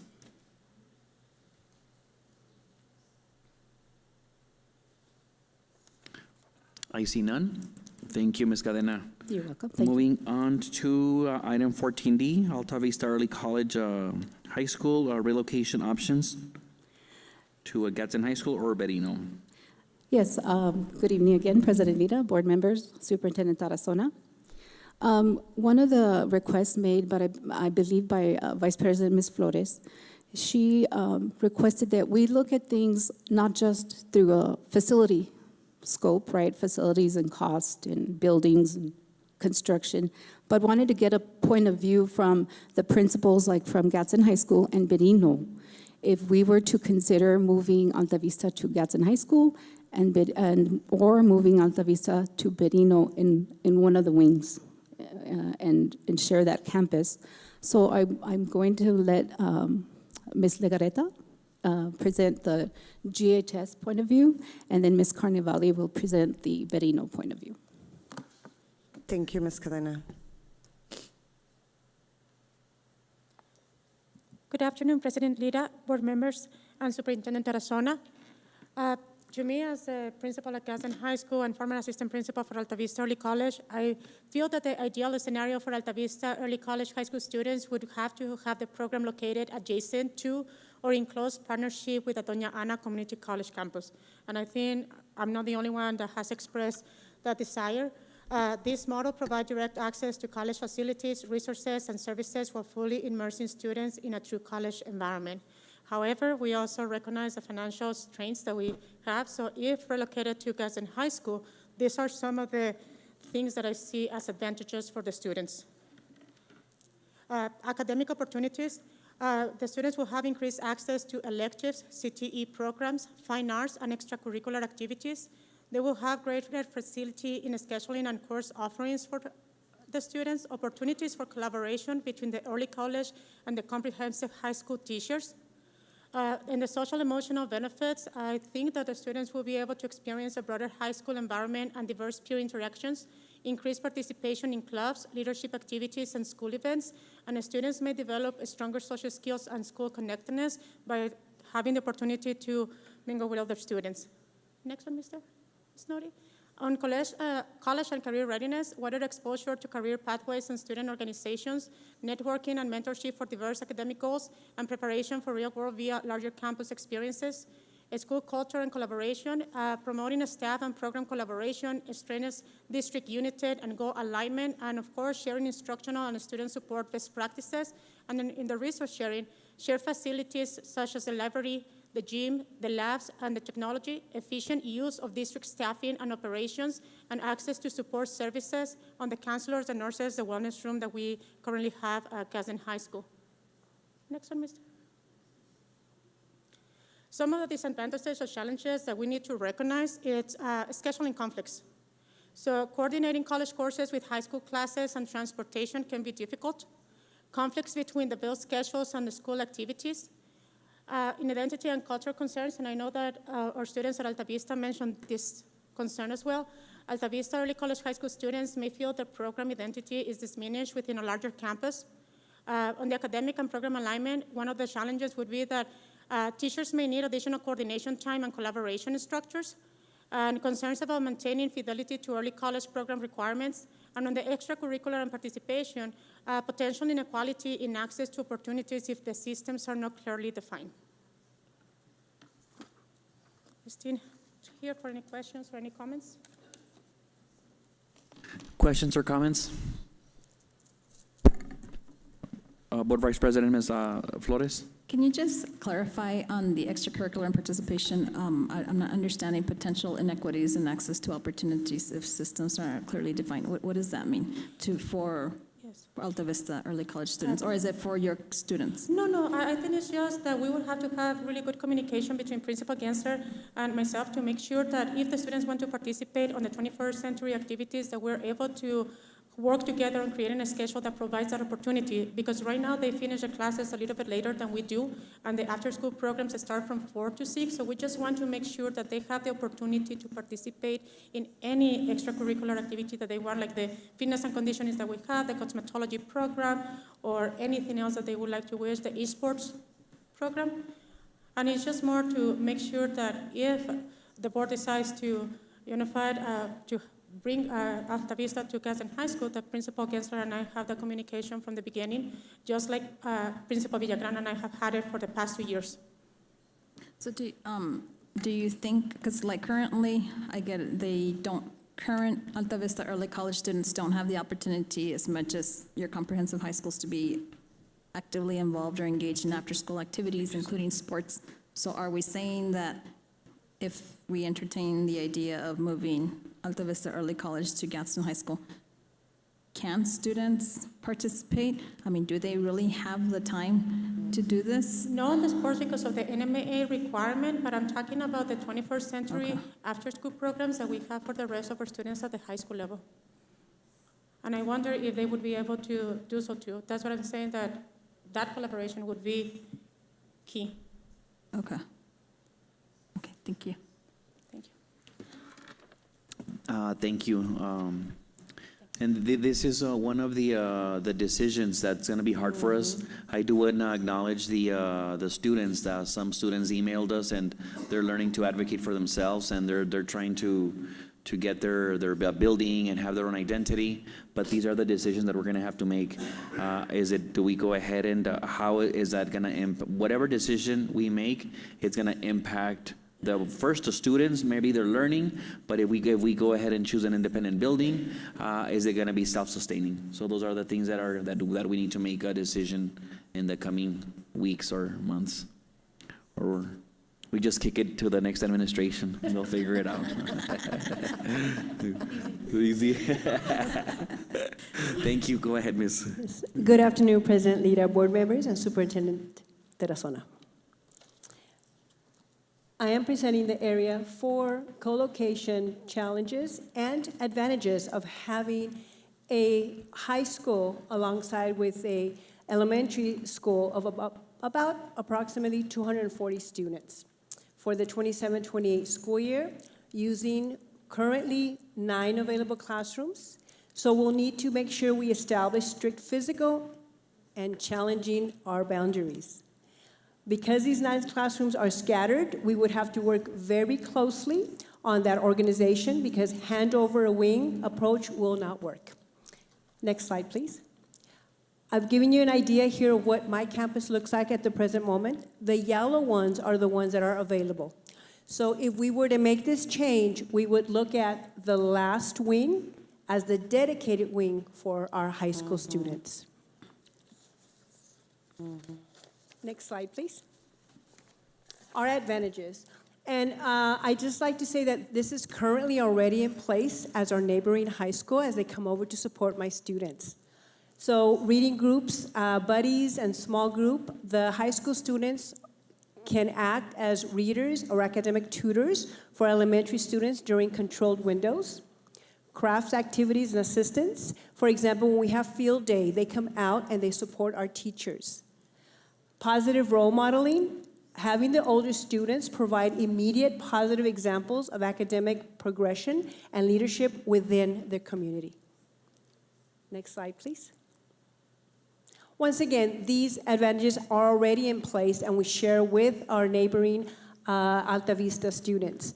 Dual campus nurse availability, having the nurse available to service both high school and elementary students on one campus would be an advantage with that immediate response. Mental health and support hub, we would have the social workers, counselors, and high school administrative leads which are stationed centrally, which would create a high responsive network of adult supervision and mental health support for all students on campus. Staff monitored checkpoints. Implementing the clear hallways protocols would require staff to be actively stationed and at key intersections. This dramatically increases physical security presence and adult supervision during transition windows. More adults on campus would be more supervision provided for both populations. Shared security infrastructure. Once again, we do have that beautiful advantage right now where we have security next door. Berino only has a part-time security, so having the high school next door has really served us well in times of need. Having the high school students there would also provide both student bodies with that availability. And the last component is the efficiency of resources and facilities. So our multi-purpose spaces as our gym, cafeteria, and kitchen will be fully utilized throughout the day with zero wasted space and no overlaps. And our dedicated athletics and PE scheduling. High school PE uses the North Campus courts and 700 area, keeping central playgrounds open and productive for elementary students simultaneously. Today we were able to experience that. We had the Alta Vista come over for field day, so we were able to separate students yet engage in activities both for my kids and for the high school students. The next component will be what challenges are in place. As you can see from the map, we would have to dedicate one side of the building which would incur all of our elementary students and teachers and materials to be moved to the other component of the building. We would have another 2 classrooms available that may be used for self-contained electives. And we would have to have maybe rooms 121 and 23 as neutral zones. This would create a privacy barrier for the adjacent early childhood playgrounds. Next slide, please. This, I think, would be the section that we really would have to work on. The high school students move about every 45, 90 minutes. And elementary students, we do have blocked throughout the day, but for the most part, they're self-contained. We would have to be very specific on our corridors and our paths for the high school travel between the south and east wings. And we did a walkthrough the other day, and we did not see that if we have one wing dedicated, the students could actually exit out and in through one set of doors instead of using the interior of the building. Staggered bell schedules to make sure that our high school transitions never coincide with our elementary bathroom breaks and morning arrivals or afternoon dismissals. Next slide, please. Our cafeteria windows would be very dedicated. Elementary lunch must be fully complete and cleared before high school students enter and the multipurpose room. Now, this is something that would have to be very strategically planned out for. Our cafeteria workers come in very early and their day ends by 1 o'clock. So our last, well, 2 o'clock, but our last lunch for my elementary students is 12:35. So you know what I mean? That would be very strategically planned to be able to service the other students, unless the students would go back to their facility for that lunch. High school PE, if they would utilize that, they could use the outdoor basketball. And once again, we would work together with the elementary and the high school coaches so that we can make sure we can integrate that. Next slide, please. Once again, with a dedicated hall, we could pretty much designate and dedicate restrooms for the high school students, which would be separated from the elementary students. Co-located staff presence. So maintaining direct authority and supervision of older students would be based by the administration for the high schools, and then we would be very dedicated space for them and a dedicated space for our kiddos. Next slide, please.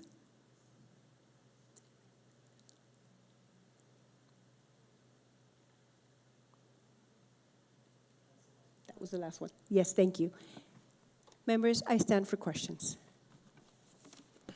Thank you. Questions or comments? Do you have some questions? So I'm looking at the map, Yes, Ms. ma'am. Carnevale, and so I do see the 9 that you highlighted that would be available.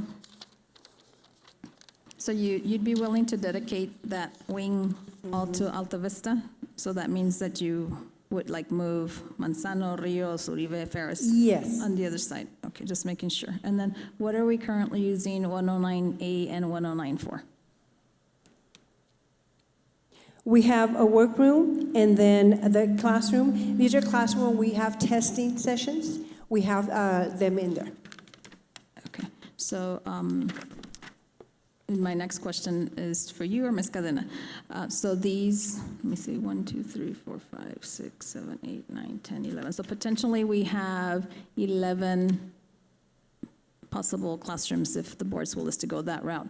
So how many students could we enroll in those 11 classrooms? I believe we had discussed, Ms. Gensler? 175 total enrollment. Okay, so the total room is 175 currently at the, how many portables, Ms. Gensler?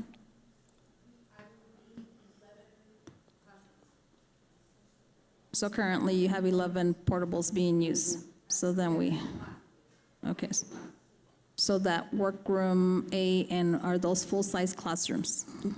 The workroom 109A is not. That is a small office-type room.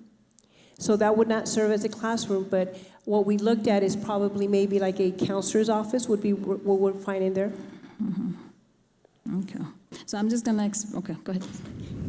I just wanted to add, I'm sorry, Ms. Flores. The science labs, they would remain in the portables. So they would still use the science labs in the portables until if and when we get more space in Benino, then we build the science labs there, but they would still have access to those science labs. Okay, which leads me to my next question. So if it is the will of the board to move with this plan, you've answered already a question, well, kind of, sort of. What will we do with the empty portables? We can, there's options we can do, Board Vice President Flores. I think in previous presentations, I know that the people that did the facilities master plan had recommended that we demolish the portables once they're not in use. They wanted us to demolish all the older portables so that we're not upkeeping them. But we can also dispose of them, sell them as we have in the past. If they're still in good shape, we could use them as training centers, you know, for PD, conferences, et cetera.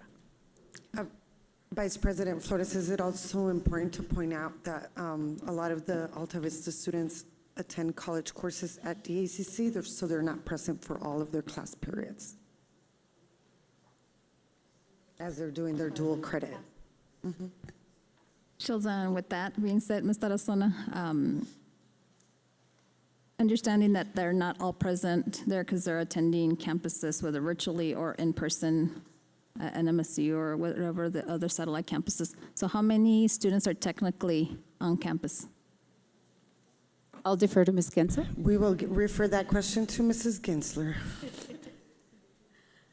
Good evening, President Lira, members of the board, and Superintendent Tarazona. This year we have 41 seniors that are not on campus. They take DACC classes off campus, online, at home. They go to the various campuses. So at any given time, we may have about 130 to 140 kids on campus. Thank you, Ms. Gensler. Okay.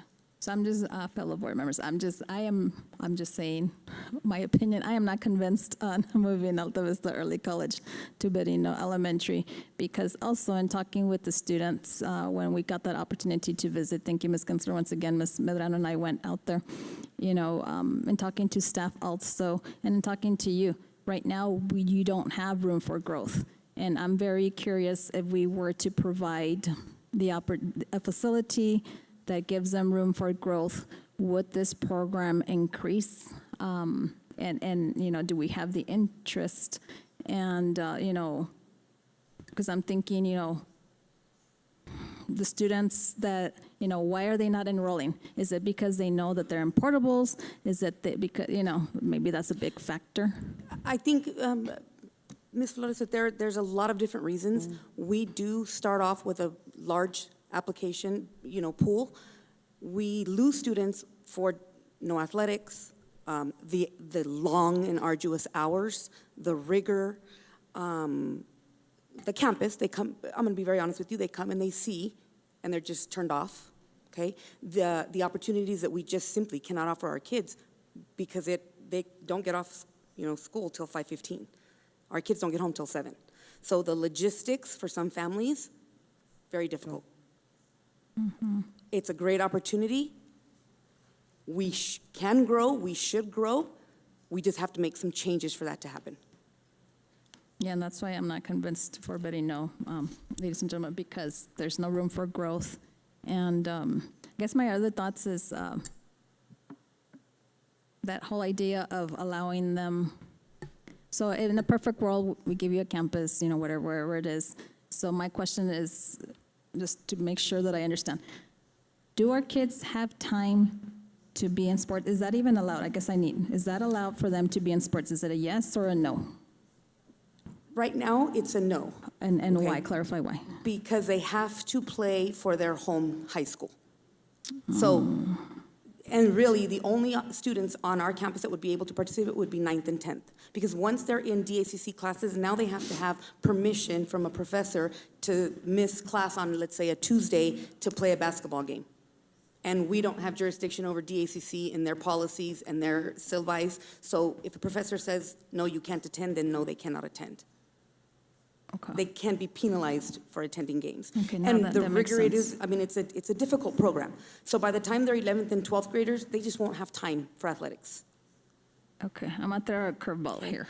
Freshmen and sophomores might have time for athletics, but again, if we get off at 5:15, by the time our Chaparral kids make it all the way to Chaparral High School for practice, it's over, Okay, right? Because activity buses for after school, they depart the high schools at 6 o'clock.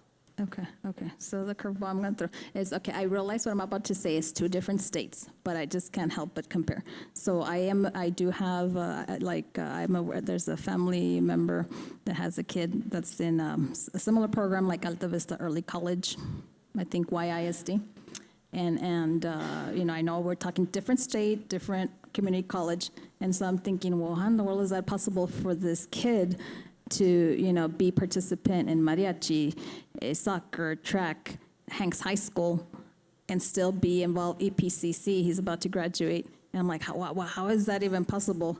I know, two different states, so maybe it's talking, having that conversation with the ACC, I guess starting with the ACC President Monica Torres, because I'm also curious, I don't know the answer to this. Our neighbors up north, do those kids in, I lost the name, the Trailblazers. Arrowhead, early, do they get the opportunity to participate? I don't know. I'm just throwing ideas out there. Okay, so it's a no. Yeah. So, okay, and then I appreciate, Ms. Legareta was once, she was the principal of Alta Vista Early College, so I appreciate your advice that, the best thing would be to be very close or there on DACC. So I'm going to ask, one of my requests this evening is for Superintendent Tarazona to reach out to Dr. Torres. You got to meet her at the commencement, to reach out to her. And I would ask that Ms. Medrano and myself, being on the DACC, be in attendance with you, Superintendent Tarazona, to have that conversation with Dr. Torres, and also just to get that background history of, because I had asked, I think it was at the DACC advisory meeting, where I asked, I said, if it's appropriate, if not, tell me to hush, But I did say, hey, can you tell us the history of why we are not at DACC? What she did share, and correct me if I'm wrong, Ms. Medrano, is that there was talks on the previous administration, but then when what they're looking is like actual building, and when then the conversation turned to portables, it was like no. So I don't know the history, so I would appreciate if we could set up a meeting, and I would love to be there along with Ms. Medrano, since we are part of that advisory committee. Yes, Vice President Flores, I will reach out to Dr. Torres and set up that meeting for you and Ms. Medrano and I to attend. Thank you. Ms. Guerrero? Yes, thank you, President Lira. Just another question. I don't remember if this was asked, but just to piggyback a little bit. Do we have to turn Alta Vista students away if they apply because of the capacity right now? Are we turning them away, or it is where it is? Yes, we do not turn students away. Thank you.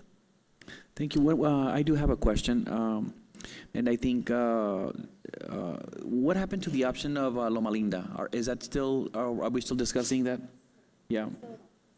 Okay, just, I do think that we've had our staff going back and forth with this. Maybe I do believe that if we need to have a workshop just to go ahead and be more familiarized with the options of the schools, and like I did say last time, have a time frame to go ahead and give more guidance to staff. Be like, what are we gonna do? We start with a workshop.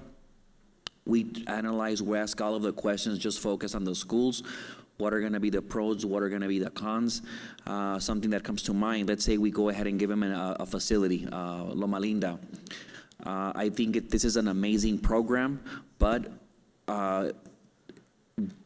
are we going to be committed to actually fostering a good marketing plan to go ahead and increasing enrollments? What is our break-even point? Because if we're going to go ahead and add 10 more students, it's like, well, I just rather add another classroom. But if it's going to go ahead and, if this project is going to become maybe to a certain extent the identity of Gadsden, where we can go ahead and pride ourselves and parade it all over the state and be like, hey, you know what, we actually have a true college transitioning program. Maybe through the state, we can go ahead and get different funding to keep this program alive and make it, I'm not gonna say a top priority over the other schools, but a true program that is gonna excel through the state. And that's gonna go ahead and take our backing to make sure that we promote it, that we put marketing dollars, that we promote it in other schools. And I know that maybe some other schools are gonna be like, hey, don't take my kids. But if we are gonna go ahead and choose an option that's gonna go ahead and be feasible, we need to go ahead and back it up with a true plan. So I do think that we need to go ahead and start dialing this in. We set up a workshop date, and we work it out, and that way we can go ahead and have more of an idea of what we're gonna do. And then I do think that the parents and students that are advocating, that way they can go ahead and know that we're actually we're gonna look at all the options, and at the end of the day, we're gonna make the decision that makes more sense. Thank you. If I may add. So I don't know how many of you have actually gone to the Arrowhead campus. I would encourage you, maybe you can talk to Superintendent Ruiz, Ms. Tarazona, and ask, hey, can we go visit your facility? Why I'm saying this is because I've been to that place, and I'm like, our kids deserve something like this. Because if we were to, because Loma Linda is not going to cut. I mean, you compare those two, that's Loma Linda's like no. But if you take a look at those facilities, the kids over there are getting. I mean, you can't compare. And I would love for that to be what the future campus for Alta Vista Early College looks like. I wish I had the money and I would donate it and build it for you. But yes, because when you take a look at it, you're going to be like, oh my God, we need this for our kiddos. And where is this at, So Vice President? that is actually sits on NMSU property. Oh, okay. And that was under Mr. Rounds when he built that. But yeah, because our kids deserve that and much more. And what's crazy is yes, Alta Vista has the highest graduation rate that even beats Arrowhead. And our kids are resilient and they deserve the best. And I'm just so curious that if we were to provide that type of facility, that type of program, can we increase the enrollment? Because there's those who want the comprehensive high school experience, and then there's others that don't need the sports or whatever, And then again, like I said earlier, it's like, I know different state, but I'm like, how in the world can Texas, if they're able to do it, why can't New Mexico either is my question. I'm only asking because I see things, It is our hours of operation. It is a what? It is our hours of operation at Alta Vista. That's what it is. Okay. Okay. And thank you. And just I myself would like to go ahead and see new buildings and everything for our students. But one message that we do have to send to these kids, whatever decision we make, we are working with what we have, and they need to make sure that they take that opportunity. This is what we have. These kids are resilient. The kids from the region, they're so talented. And if we're gonna go ahead and get them from the portables to this better place, they need to know that that's what they have. This is the cards that were dealt with, and they need to make sure that every day they take that opportunity and thrive. Thank you, ma'am. One last thing, Mr. Lira. President Lira, I believe Ms. Medrano has been waiting to Oh, speak. I'm sorry, Ms. Medrano, I apologize. It's okay. Go ahead. No, you suggested we have a workshop. I think that's a wonderful idea. When we have it, is it possible to have what the cost would be? We stay in Merino, what the cost would be if we go to Loma Linda? What is the cost if we go to Gadsden? Could we also have those stats so that we can make a better choice? Yes, Ms. Medrano, we can provide those again. I would encourage all the board to actually think about some questions and send it to Superintendent Tarazona of what you guys want to go ahead and what topics do you guys want to go ahead and touch on. That way we're well informed. President Lira, am I can- President Lira, do you want to schedule the date for the work session? As we only have one more board meeting coming up. We only have Sure, one I board might as meeting well. before June 11th, and then we have another work session. So Well, I think it is important, if we're going to do this, that we do it. I would actually ask staff, maybe when would it be, how much time do they need to put this together? I know it's the end of the year. What is realistic for you guys to give us proper information? Because then we come back and it's not full.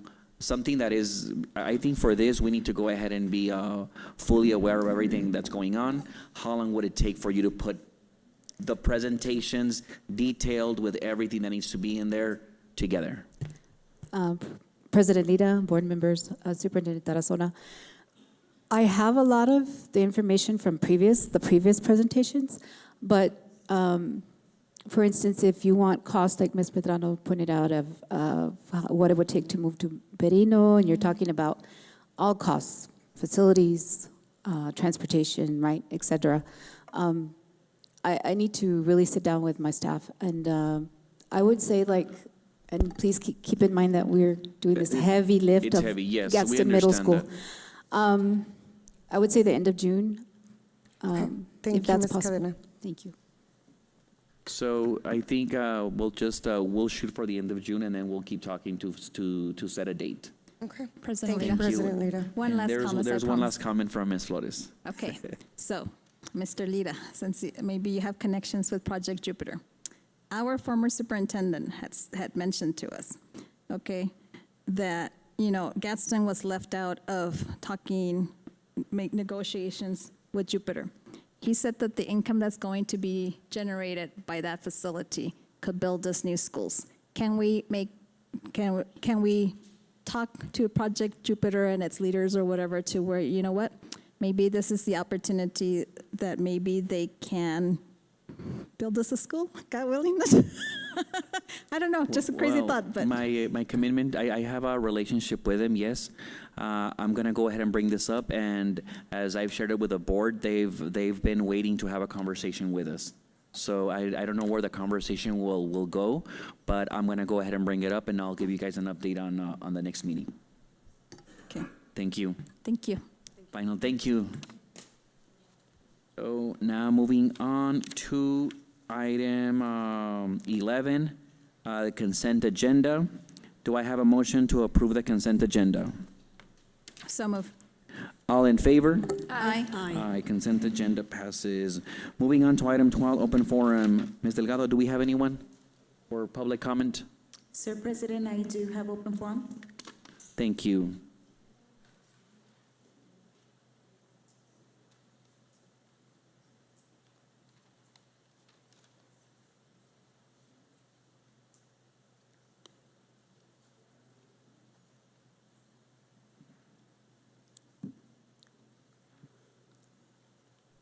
Thank you.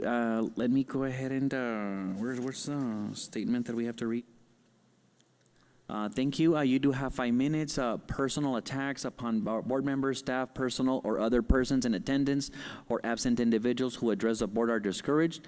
Presenters are cautioned that statements or representations concerning others that convey unjust, unfavorable impressions may be subject to present to civil actions, defamations, policies.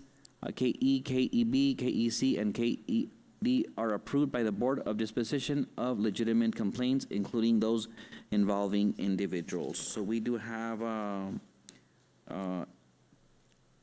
Alta Vista Early College Relocation, Candace Bringer? Brenninger. Yes. Thank you, I apologize.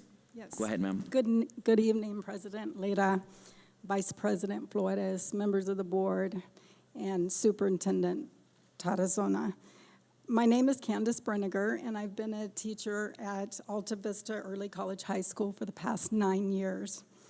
I also reside here in the district, so my investment in our students and in the future of our community extends beyond the classroom.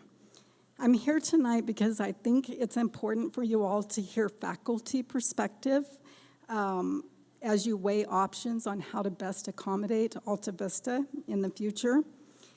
During my time at Alta Vista, I've had the privilege of watching our students grow, succeed, and represent the district in extraordinary ways. I've also heard year after year the students ask, why don't we have our own building? And I was deeply touched at the April board meeting when several of you acknowledged that we needed and deserved a building of our own. Thank you for that. I remember taking a group of about 25 students to the Arrowhead Early College High School for a Business Professionals of America regional competition.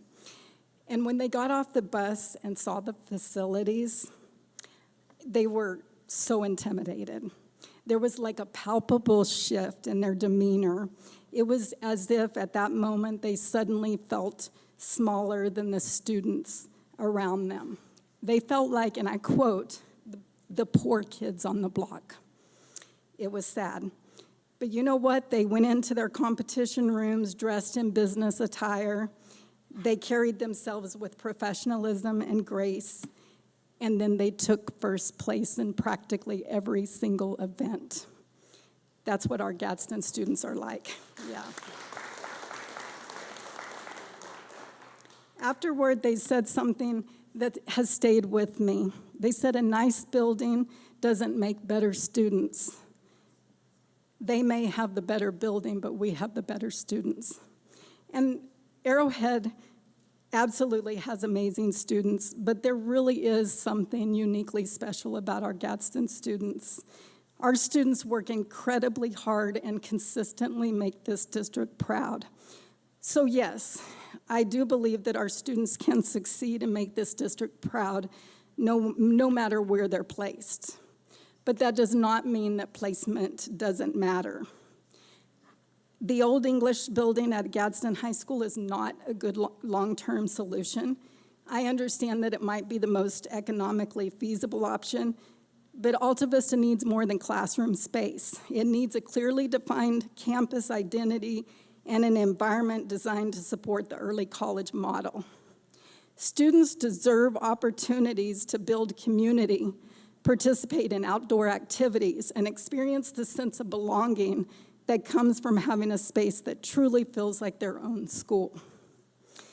While placing Alta Vista at Gadsden might be beneficial to some of our students who live in the area, I strongly believe that it would be a huge step backward for our school, a decision that would ultimately limit our growth and may even be the demise of Alta Vista as we know it. I've spoken with parents who are concerned about sending their children from Chaparral or Santa Teresa to be housed on the Gadsden, on another comprehensive high school campus, I guess I should say. And some of these students spent time in the building as an 8th grader. And I heard concerns that they felt targeted by Gadsden High School students at times. And I think that it's important that we take these concerns seriously. Also, I just want to say, and you mentioned, President Lita, about promoting the school.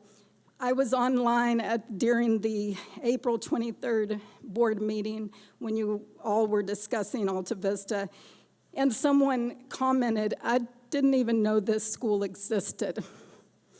And I think that tells us right there that we need to rethink how we're supporting and promoting the school.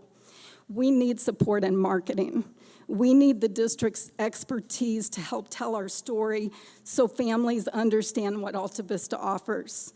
And I believe it should be a district priority. We have real potential to expand, but growth, as we know, requires an investment.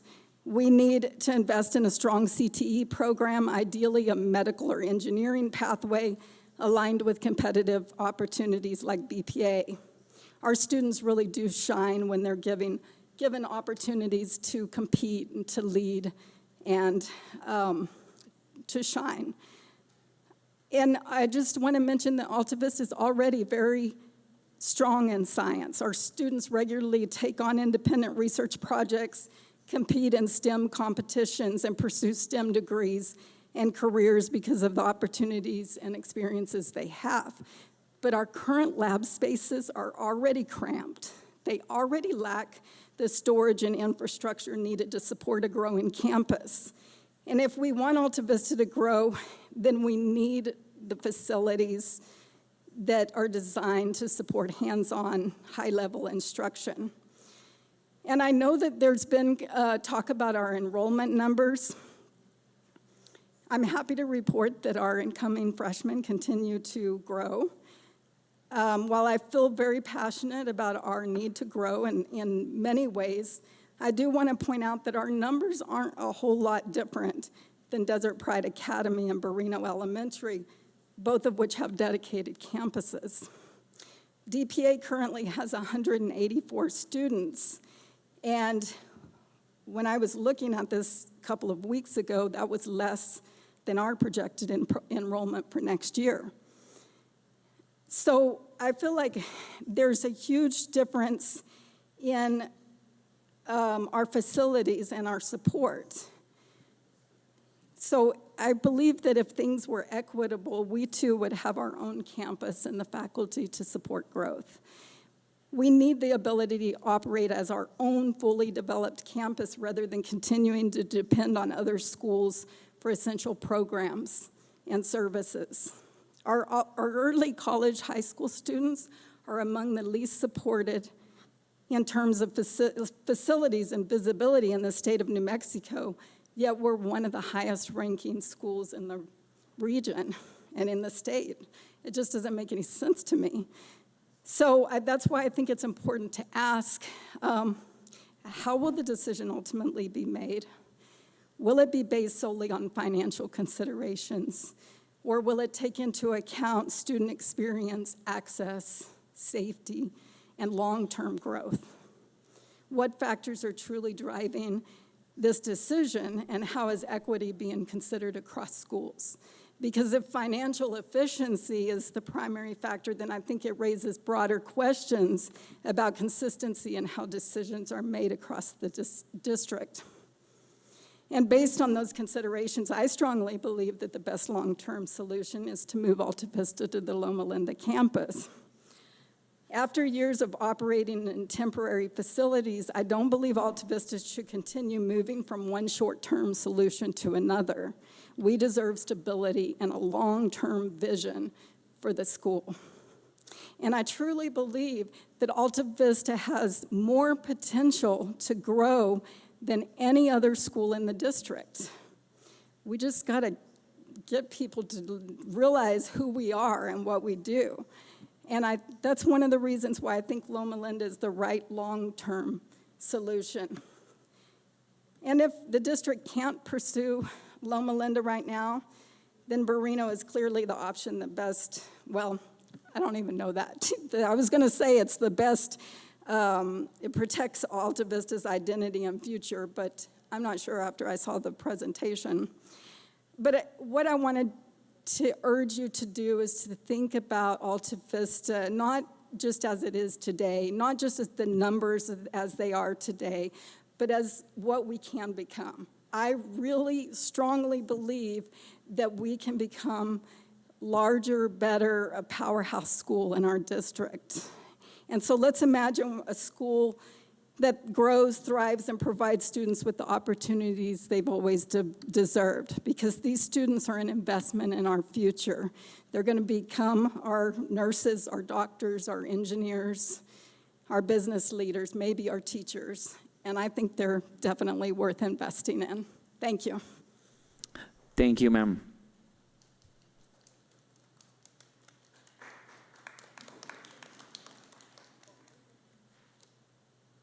And we have Haley Rates, please.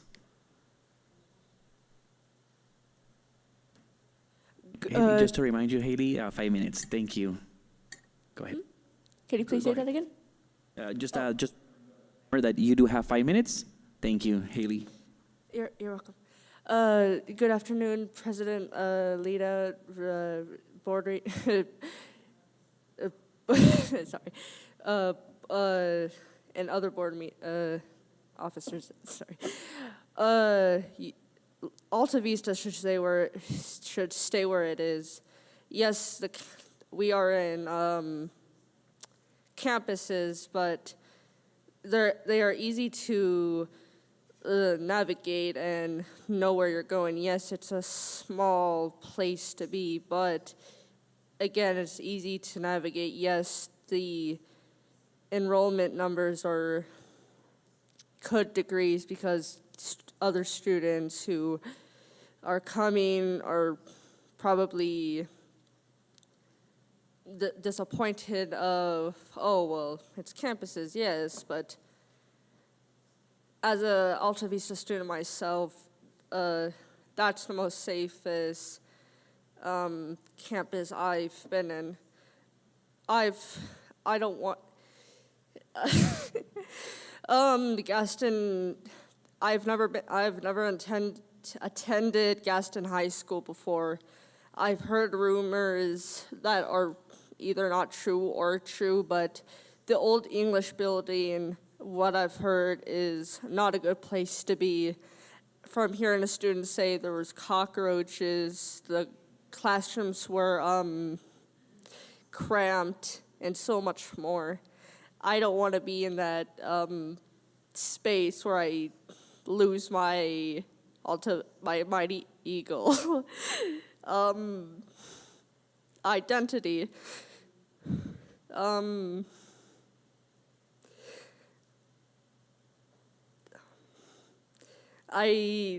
Alta Vista is where I'm going.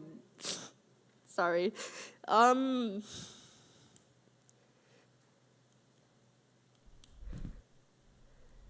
But Alta Vista should remain where it is right now, since Desert Pride can provide us with food, and we have our own, yes, we have our limited space and spaces, but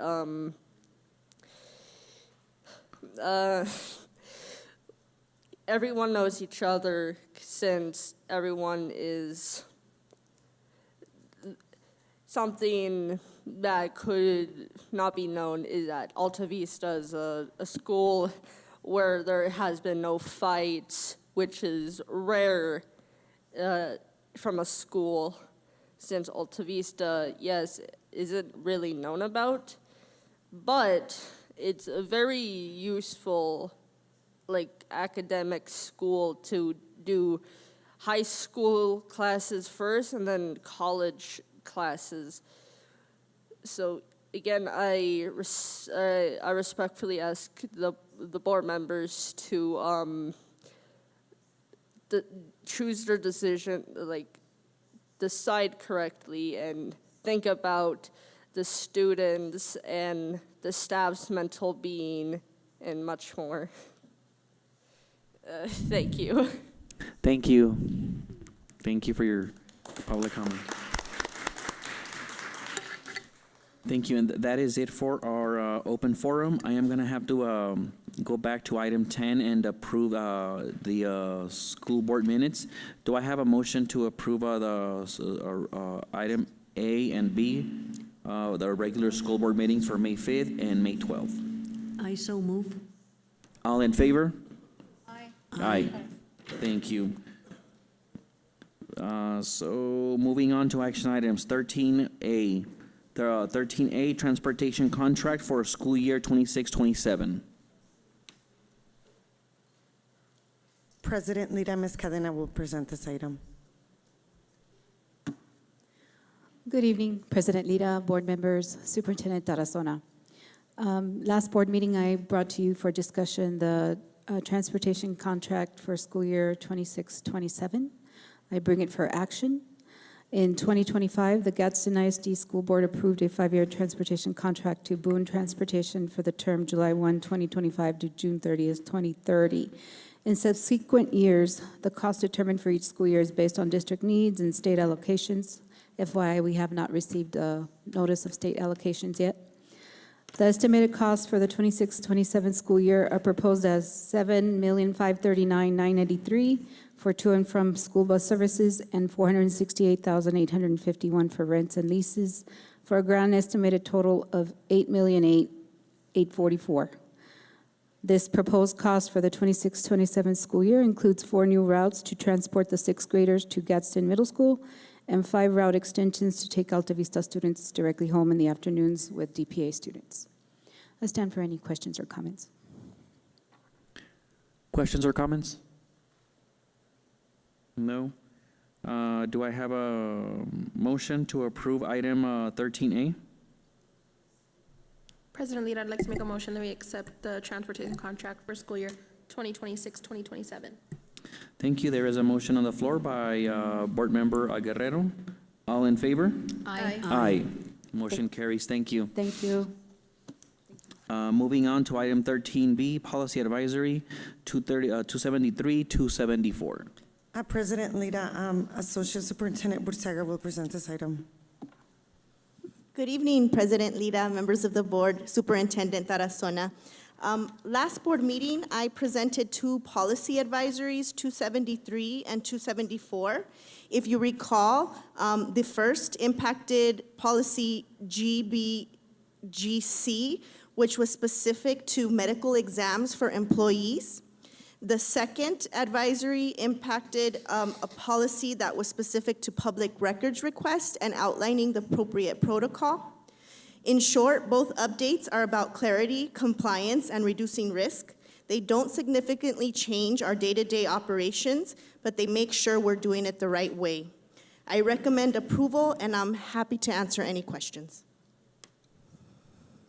Questions or comments? No.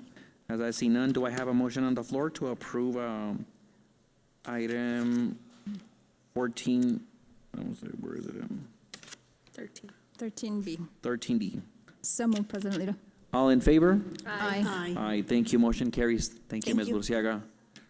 So we President Lida, if I may interrupt, we might have one more public input request that was submitted digitally. okay. So Yeah, just the name. yeah, just The name. so. Her name?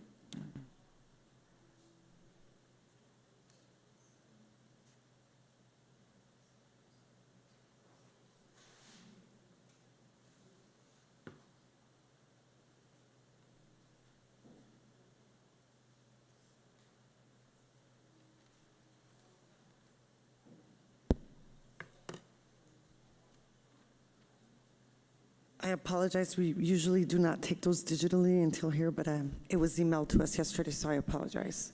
No, that's fine. Thank you. Absolutely.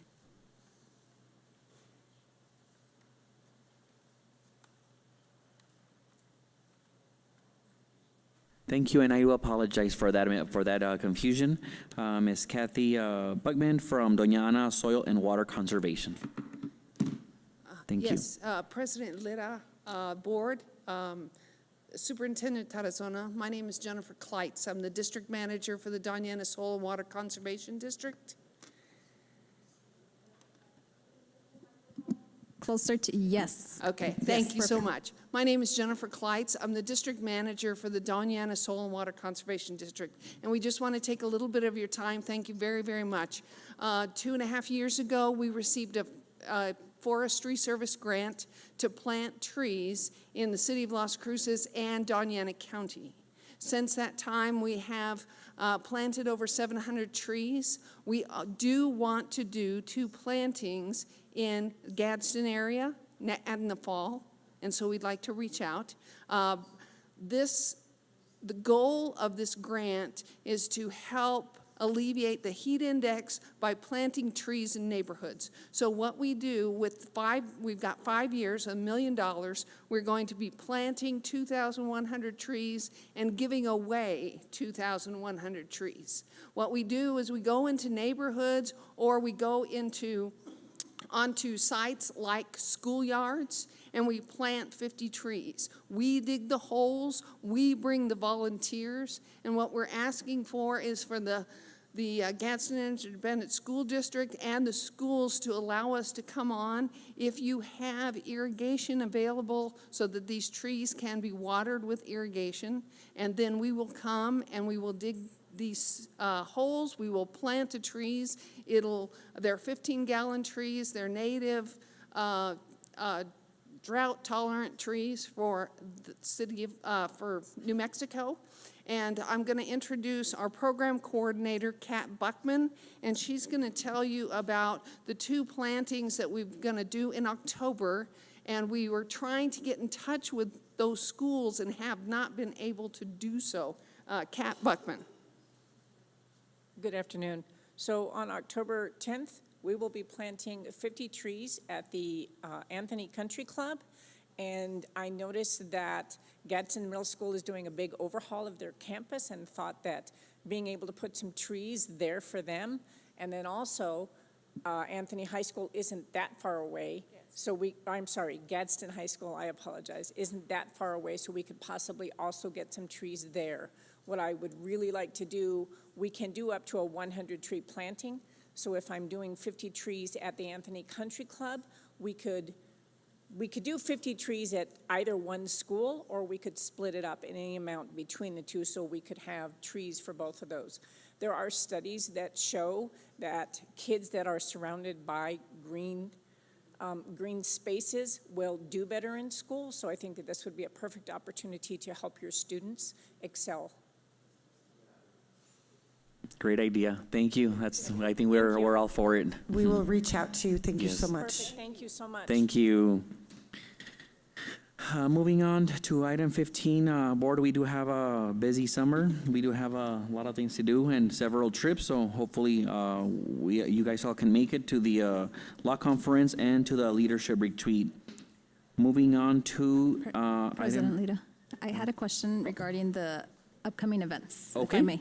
I just need a clarification, board members and Superintendent Tarazona. So I was looking at my calendar. I have it as a workshop for a strategic plan, but it's listed as a budget workshop because I believe I had requested the special meeting. Yes, so that is a typo, Miss Okay. President Flores. It is the strategic plan workshop. Okay, and that was my only question. Thank you. We Thank will you. get that corrected. Thank you. Moving on to item 16, board follow-up request for superintendent based on the specific agenda items. Can we go over those, Ms. Tarazona? Yes, President Lira. So first, create a presentation about the upkeep of the Sandland Park facility, and that was asked for by President Lira. Reach out to Dr. Torres to set a meeting. Ms. Flores has provided me the contact information, so I will reach out to do that. Have a workshop to discuss all the options, Loma Linda, Berino, and Gadsden High, and we will be setting up that meeting date to come, TBA. Request a visit to Arrowhead Early College. Take a look at the facilities. I am familiar with those facilities. And then what is added to that previous item, we would add the cost of how much it costs. This was brought up by Ms. Medrano to look at those 3 different locations. So the workshop would include that. And then the last request is for Mr. Lira to discuss the possibility of Project Jupiter building us a school, which would be great for cost efficiency. Go, Mr. Lira. Oh, Superintendent Tarazona, I don't think you mentioned I requested the value of the land of current Sunland Park. Did you Yeah, say but that has to be an executive session, Oh, Ms. Flores. okay. That cannot be in an open Okay. forum. Thank you. Thank you. Thank you. So moving on to item 17, closed session. We are going to go into closed session with item A, limited personal matters pursuant to 10-15-1, H2 of the Open Meetings Act and MSA 1978 as amended for the superintendent and associate superintendent report on employees on administrative leave with pay or employee grievances. Ms. Delgado, can I have a roll call, please? Board President Lira, Yes. Board Vice President Flores, Yes. Board Member Guerrero, Yes. Board Member Medrano. Yes. Thank you. We're in closed session. Thank you, guys. Thank you for coming. And that is for the record at 7:50. Thank you guys for everything. We're here to assist you. Thank you, Mr. start. Thank you. Thank you. We're here. Well, hopefully we'll have more communication throughout this year. Thank you, guys. Really?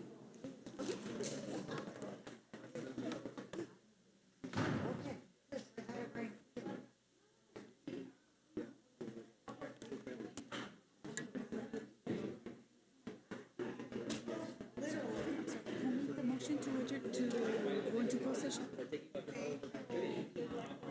Was it admin?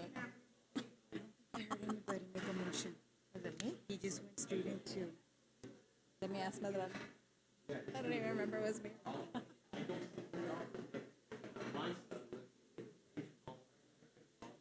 the motion to what? To go into closed session. Oh, no, we only, he did. He did. He did? He did. Okay. Thank you, sir. Thank you. Take care. Yes. Thank you.